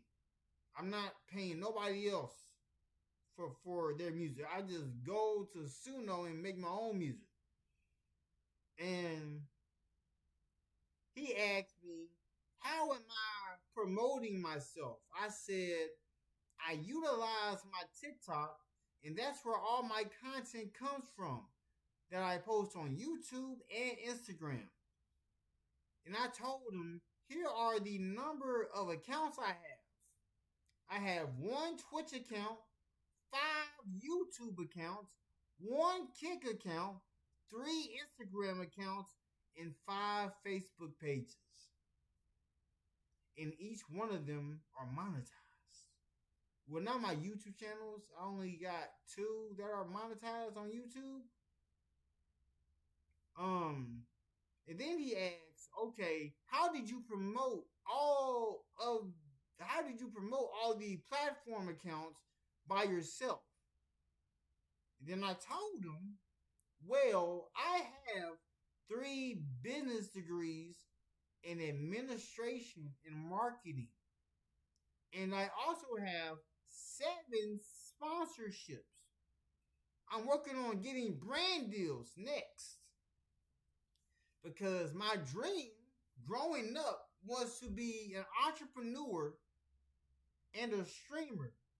When I was growing up, I stuck to this dream ever since I was born. I remember telling this to my elementary school teacher, Miss Kimmery. Like, I could have been a basketball player, but that's not what I wanted to do. I knew how to hoop. I knew how to do all that, but that's not what I wanted to do.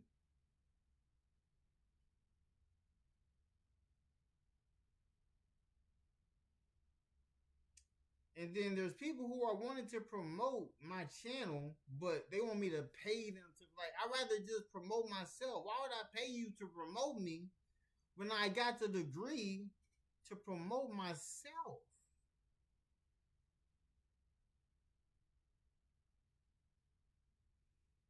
So, there are people who are younger than me that think I don't know about these certain things to blow up my channel. I'm like,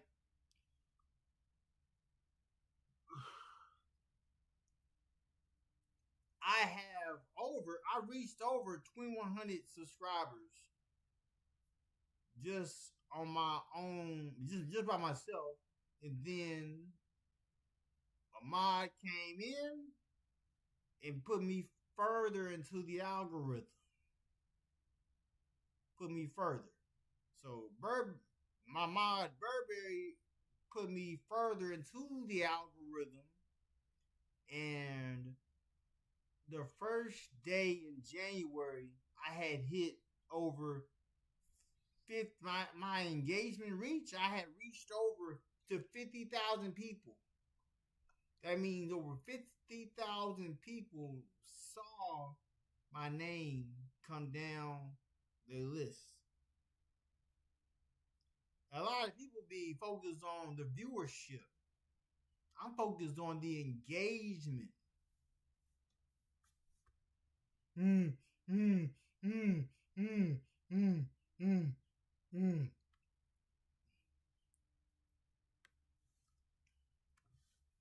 Mm.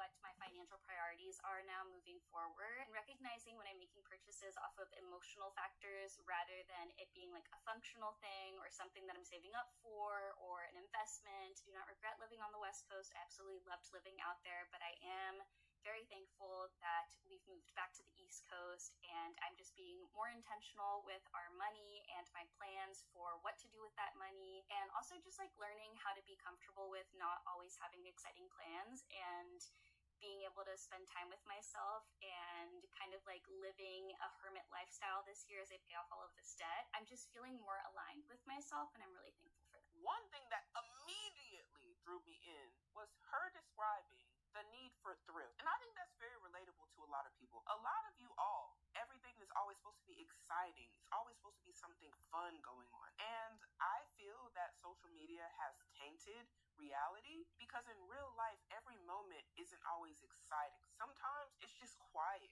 Sometimes there ain't a lot going on. There ain't nothing to spend money on. There's not a big event going on. There's not something that you have to prepare for. There's not a trip that needs to be planned. AKA, there's not money that needs to be spent on an experience. And that doesn't mean that life is boring. Maybe a lot of the things people are associating with excitement or fun cost a lot of money. And so when you're not doing those things, you're like, where's the excitement? Life is supposed to be fun.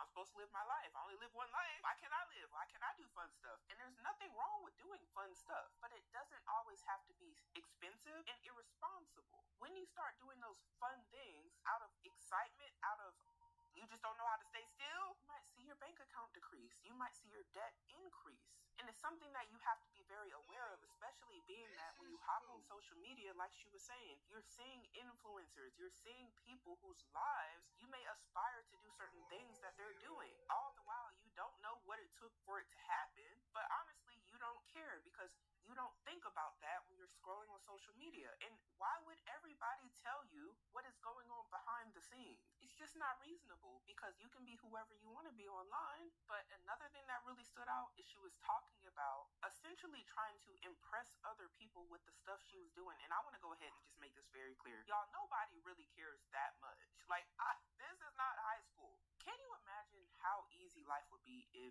you didn't walk around trying to constantly impress people? If you didn't always try to give this perfection to the world, or, oh, my life is so great, look at me. So much debt would be eliminated. It would be crazy. Some of y'all are doing it for other people, for their approval. And honestly, who cares what anybody, who cares? Everybody got life to live, bills to pay, families to take care of, work to do. There is no... Yeah, so after this video, I'm going to switch over to Kick so I can crack that egg and get into the algorithm more. Because there's certain videos I can't watch on YouTube that I can watch on Kick. Just saying. No need to people please to that extent ever. And I say this in the most loving way because I know a lot of y'all might be people pleasers. And the people pleasing part of you keeps you constantly spending money. It does. It does. And I don't want that for y'all. I don't. And somebody else said it again. Yep, I was the same. I thought purchasing the newest things would impress people. Man. Another comment here says, thank you for sharing. I realized that thrifting is still spending money. And exactly, some of y'all's hobbies are spending money when you get down to it. You just like spend money. Do some stuff for the free. Nature is free. It's lovely. It's beautiful. I highly recommend. Another comment here says, our friend got a new truck this weekend. My husband lets... I create content for free. People think I'm like... The ideas I come up with, like food reviews, that's money. You gotta spend money on the food. I'm not doing reviews on Popeyes, KFC. I go to locals. No, I go to the local brands. I go to where people will get fed a good meal. Just saying. Time to go look at something I'll never have. I reminded him of the payment. We have another friend paying over $1,000 a month for a truck. It's all about perspective. Comparison is the thief of joy. It really is. And these comments show it. Put a finger down if you're 31 years old and you've accumulated. Hey, look. When I tell you, I have an album dropping March 27th. I got a single dropping in May 7th, and I got another album dropping November 7th. Over $40,000 in credit card debt over the last 10 years, and you've never really had a plan or take it seriously until a few months ago when you realized. Hold up. You telling me you spent $40,000 in credit card debt and you did not think to want to pay it off? That makes no sense. That makes no sense. So you telling me that you didn't? Okay. Just paying the minimum payments just isn't going to make a dent in your progress, and now you're finally ready to start this journey and take it seriously. You're not ashamed to talk about it. And what I wanted to talk about here in this specific clip is this lady said she was paying the minimum payments. How many people are doing the same thing and probably don't understand that that is the easiest way to stay in debt 20, 30, 40 years? You have to pay the principal. You must. Bro, see, look, I try to tell people, if you have debt, if you have credit card debt, you don't just only pay the minimum. Don't just pay the minimum. Before the month is over, make sure it's paid off. It'll make your credit be better. That's what I'm helping my wife understand that. And my focus is on paying things off. All I'm going to say is this. When you see us in new vehicles, just know they paid off. Because I'm not getting no car I'm going to the dealership. I'm not going to different car places. No. I already know what kind of car I'm getting. It's going to be paid off. I'm paying cash. I'm not doing no payment plans. I'm tired of that. I'm tired of doing payment plans. I'm tired of that. I've had too many vehicles where I was at the point where I was about to be done paying off a car. I had a 2009 Chevrolet Cobalt. I had 7 more payments left. The engine died on me. How was it going to die on me? I had 7 more payments left on that car. And then it died on me? I had a 2012 Chrysler 200. It died on me.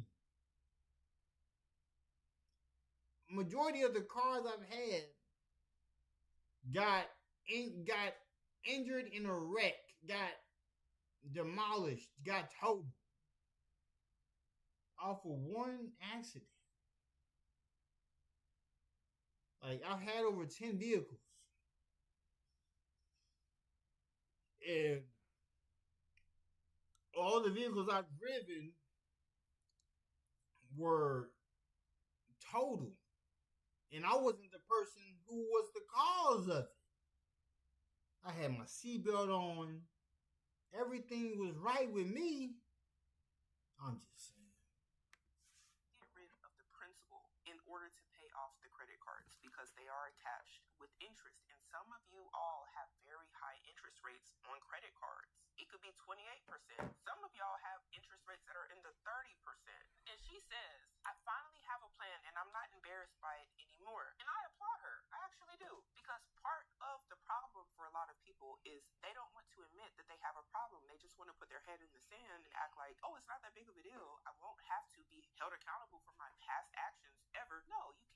from it. And it won't be until you are trying to do something like perhaps get a car or apply for a loan or something like that, or maybe get another credit card or something, that you realize I'm in too deep with all of my past financial decisions that I made that probably weren't the best.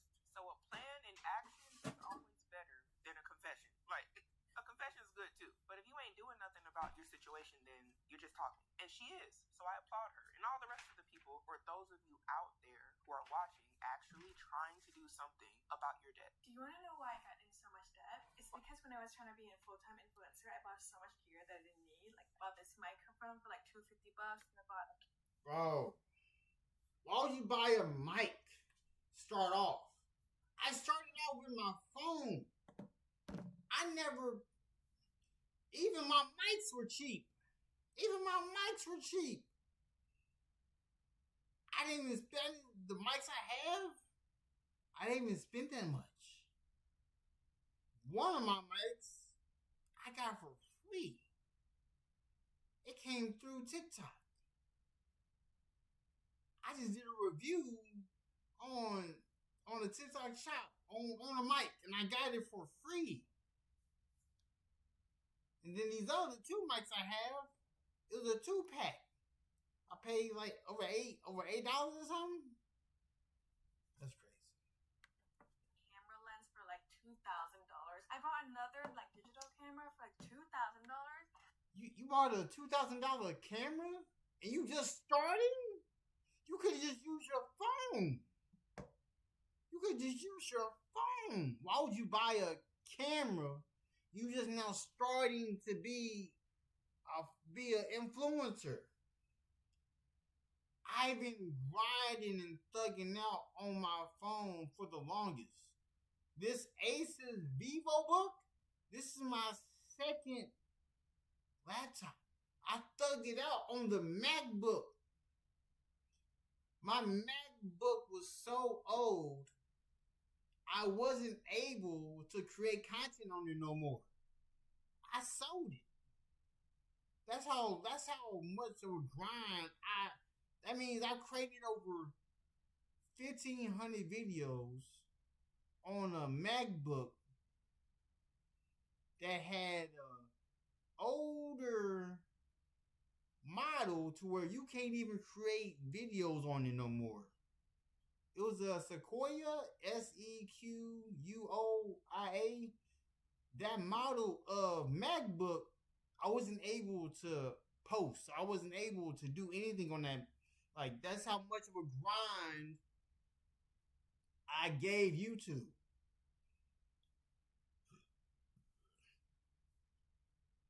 People can look at my videos and like, I'm in my own lane. You can search my name up. You see nothing but my face. You can search up all my business my LLCs, my name pops up.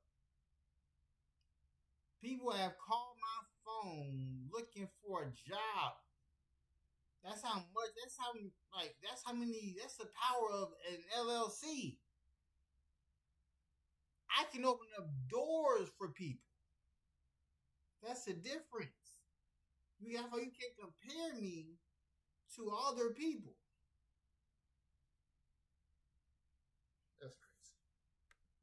Like, what was I thinking? I was living way into the future thinking that I can have all these brand deals to pay off all these credit card debt, but that never happened. So because that didn't work out, I had to get a full-time job, and since then I've been trying to pay off those balances until today. So the point of the story is, if you're a content creator, no, you don't need the next best camera, you don't need a new microphone, you don't need a lens, you just need to start posting. Or else you'll end up like me with $25,000.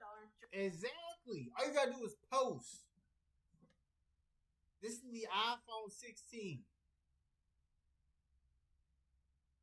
For the longest, before I had the iPhone 16, I had the iPhone 12. I never bought the iPhone 13, 14, 15. That's 3 different generations of phones. I'm going to have this iPhone 16 for another 4 to 5 years.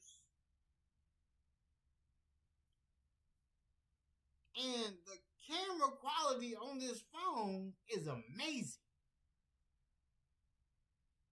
And I can create, I'm live here on YouTube, but I can go live on my phone and do double. You know what I'm saying? Like, I can do double. I can go live double. If I had another phone, that's 3 ways to go live. I'll have 3 different lives on one channel. And I could be talking about 3 different things on each device. I can talk about something totally different on my laptop, separate from my phone, than the other. Man, I'm trying to tell you. Just alone in credit card debt. Ma'am, $28,000 in credit card debt. Was that just on the content creation stuff? Because if so, where was you shopping? Honestly, 28. Honestly, 28,000. You was spending on time on content creation. I never spent that much money on content creation. This phone, content creation. Like, I don't know. Like, I've paid off so many phones. Like, there's not really there's no, like, we pay the phone bills, but for the phone alone, the phones are good. That's crazy. That's insane. And I'm all for chasing your dreams. Trust me. But so many people have said that they've went into credit card debt trying to become a content creator, buying equipment and things of that sort. A lot of stuff that y'all went into credit card debt to be a content creator? Y'all could have just listened to what I said. Y'all could have just listened to me. You would not be in debt. I'm not even, look, the only debt I have is college debt. That's the only debt I'm connected to. The vehicle, paid off. The vehicle that got totaled, the Rio, paid off. The Forte, paid off. My wife has another vehicle. I'm not going to tell people what I'm going to be driving. They're going to see me in something nice, and that's it. Like, I don't really be showing people how I be living. Because some people be envious of you. They be envious of how you live. I haven't told people what I'm going to have invented. I have everything locked away. I have a life insurance policy. I'm about to start a 401k in a Roth IRA for my company. I'm trying to tell y'all, like, I can show y'all how to do it, but are y'all going to follow what's going on? Because once I show y'all that, like, wait, you're not down? You're not down and out. Like, nah, I got money. Like I'm not in the red. Right now, at this very moment, I'm in the positive.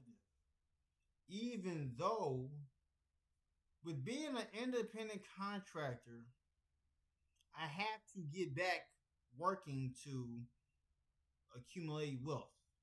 But as I've been out of work, y'all see I have not started a GoFundMe. I have never started one of those once. I've never started one of those ever. Y'all see me on live every day. The times I haven't been live is because there was issues with the furnace.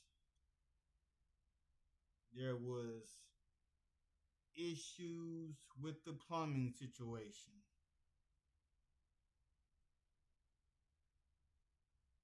But hey, I'm just saying.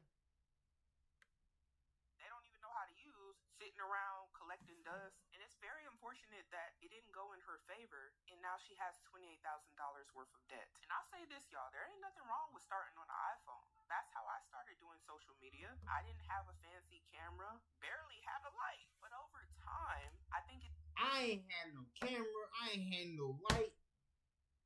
I use my phone as the camera. I would connect this to my phone and speak. Oh my gosh. It's crazy. It's best to reinvest into your content creation business. Additionally, using whatever form of income you currently have to fund your content creation business if that's something that you're interested in doing. But so often do we see people go in the negative before they even have proof that this concept will even pan out the way they want. Not always a bad... Because how I figured out that there was money in streaming, I made over $1,100 in 30 minutes. I'm like, so the 2 weeks that I would get paid for I'm working a 9 to 5, I made it in 30 minutes streaming. I'm like, what? And then I saw that check hit my bank. I'm like, there's money here. And then I showed proof to the people I was working with. That might be another reason why I lost my job. Because I was showing them other ways to get money in. And then a lot of the people will be like, you ain't got this much money in Social Security. Like, if I was to show y'all, like, I don't want to show y'all my Social Security because the money I had in there, because I'm only 31. I already have the requirements to retire early, but they won't let you retire for some reason. Even if you beat all the requirements.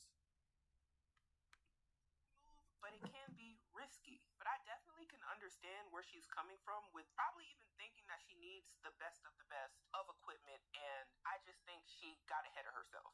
Slow and steady wins the race. My name is Portia, and I'm a recovering alcoholic and a gambler. I talked about my gambling problem vaguely over the last couple of months. Here's the truth, it's gotten so bad. It's gotten really bad. It's gotten really bad to the point last night I spent every single dollar I had. Every single dollar. I'm so numb, I can't even cry about it. And it won't do me any good anyway. So I just got off the phone and I had a talk with a long-time friend. He's a director of finances. And I finally just came out to him and I'm just like, I fucked up big time. I am in $100K a debt because of my gambling problem, amongst other things. Like a good 70,000 of that is from gambling. Wow. That's a lot. And I need help. I've been told to put myself on a ban list for the casinos. And every time I say, okay, yeah, I'm going to do it, but I don't ever do it. So after this video, I done already put it out there, putting it out there to the world. After this video, I'm going to put myself on a ban list in my state. I hope so. That's a start. I know it's not everywhere, but it's a start. Yeah. I need help. That's okay. It's okay. Or else I'm going to relapse and my life is going to be... A lot of people are like, how do you rack up 100K of debt gambling? Here's the thing. Yes, that is a crazy number. I agree. But I also feel like each and every one of us is battling something. The person watching this video is battling something. It might not be $100,000 of debt. For gambling, your thing might be shopping, clothes, shoes, Disney, vacations, cars, fast food. You get what I'm getting at right here? Her thing is gambling. Very unfortunate, and it has a strong hold on her. And I applaud everybody that makes these videos because you have to be extremely vulnerable to share what your vices are, to share the imperfect parts of your life that other people would would see and quickly judge you about, or maybe even laugh at you about. But we gotta remember, like I said, we all of us have something that we're battling with, because none of us are perfect. She's just admitting her thing is $100,000 of debt for gambling. And I hope that she actually did put herself on the ban list for her own sake. And I mean, look, like my dad, he had a gambling addiction. So I stood away from gambling. I stood away from it, you feel me?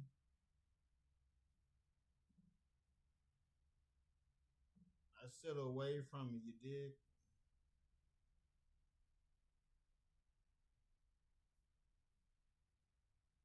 I stood away from it. In the most loving way, because that is very helpful to mitigate the situation she's in. And no, she's not alone. Many people have gambling addictions. People have addictions to all sorts of stuff. And this comment here says, girl, I almost lost 4K this week. I can't believe I'm walking around in pain and nobody knows why I'm distracted. You see? These are people you just walking by, the people you work with. They're battling stuff like this. And a lot of y'all have no clue, because people aren't always airing themselves out. But this is real life. You see, social... Because I never air myself out. Like, I don't speak on how much I make. I don't speak on what car I drive. I don't speak on where I live. If I wasn't streaming on YouTube, nobody would be knowing how it looks where I live at. Nobody would be knowing how it looks where I live at. I'm just telling y'all the truth. I would never show how much I make. That's dumb. Why would you want to show? If I was to show somebody the difference between my personal account and my business account, because both of my bank cards are different colors. I have one for my business, one for my personal. What I make from my business is not what I have from my personal. Just tell me, just letting y'all know.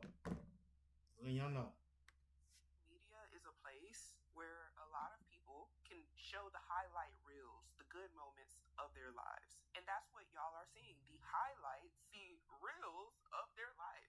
Not too often do you see this part, the part that's struggling. You will never, I don't even know.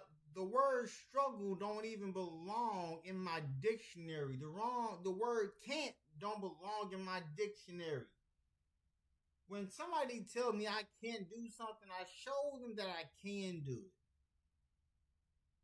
Like when it was really baffling to me when my wife first met me, she thought it was folklore. She thought what I put on my Tinder profile in the beginning, she thought, wait, you got degrees? She always dealt with men who sold drugs. I'm like, nah, I don't sell drugs. I don't do that. And then she'll always wonder why we wouldn't go out. I'm like, and I was always telling her, I'm like, do you not know how much money I'm paying a month living in this apartment? When I was paying $1,500 a month. I was 18 years old. I was paying that a month.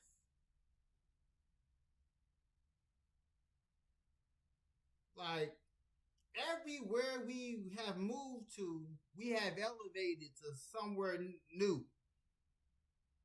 Into this house, we've been here like over 3 years. Over 3. And having to wake up every day and not worry about what's going on. Like, no one's coming to take anything from us when everything is paid off. Blessings.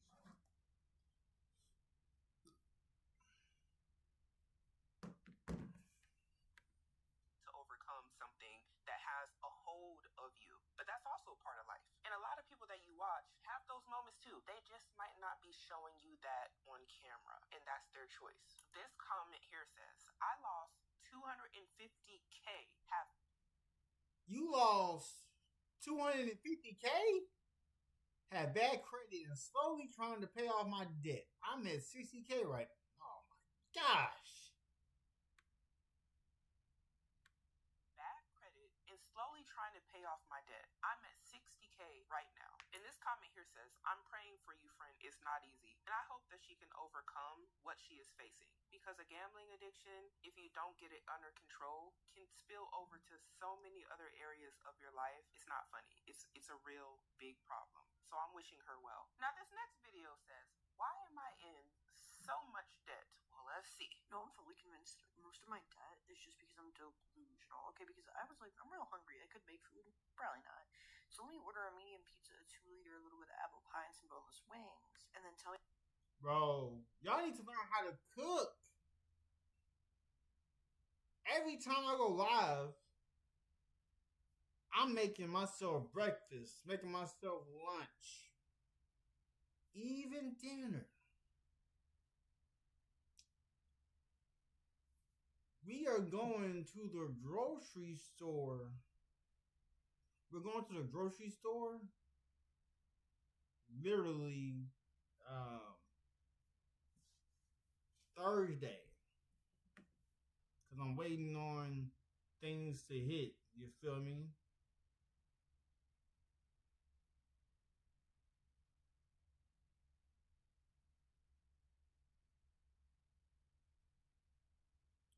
Oh shoot, wait 1 second.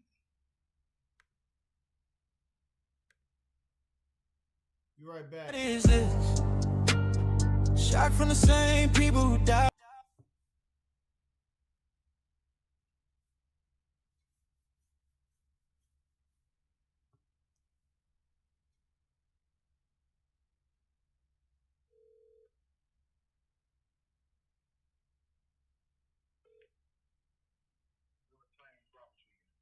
Yes, sir. I saw you.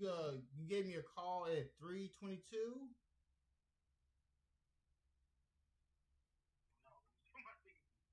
Huh? Oh, Keandre Walker. I called you at 3:22. Yes, sir. That's what my phone says. It says Robert McDonald. Yeah, it has a miss.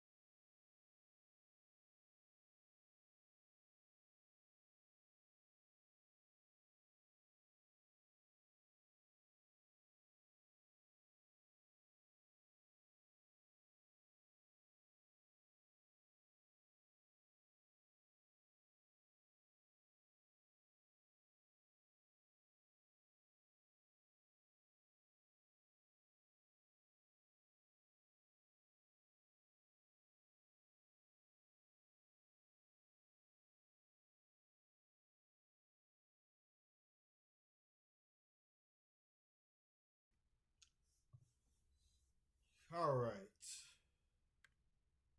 So I see here there's too many hands in the pot. There's too many hands in the pot. Like, it's kind of crazy.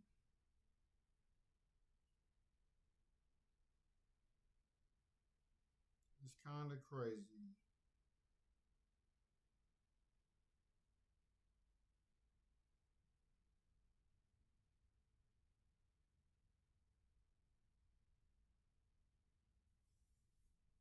It's like, what you mean?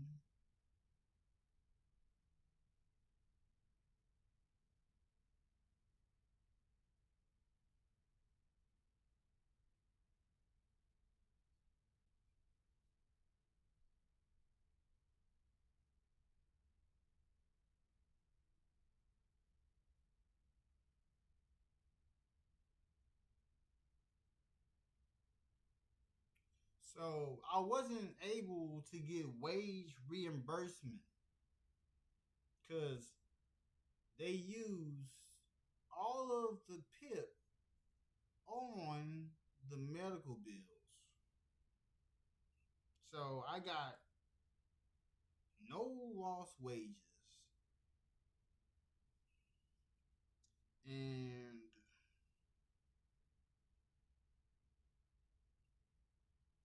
let me see real quick.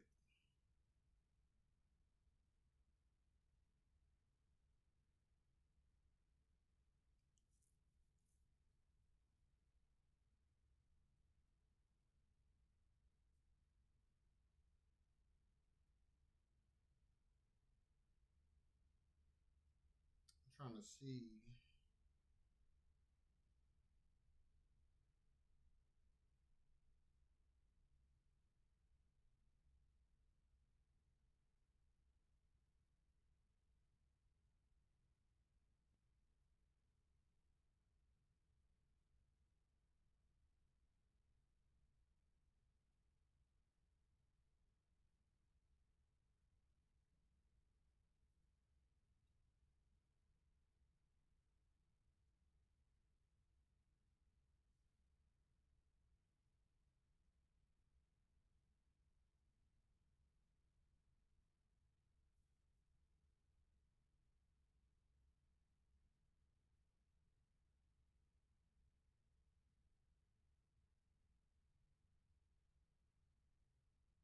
Yeah.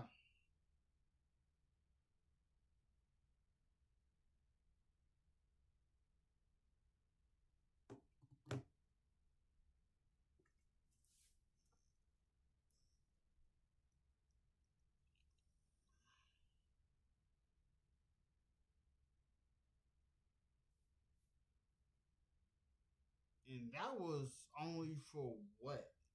That was only for what? That's like half a month.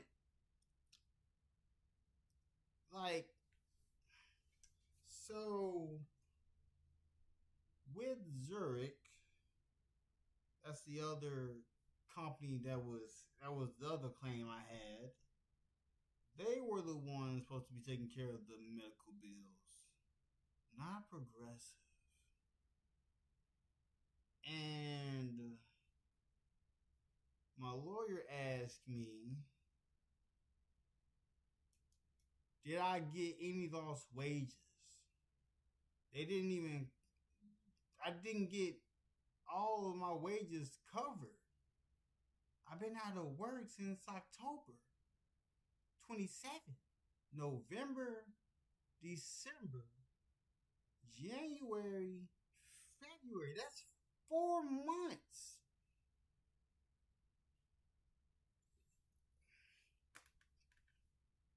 November, December, January, February. That's 4 months of, like, if I told y'all how much money I actually make from one contract, y'all would lose your minds because like the other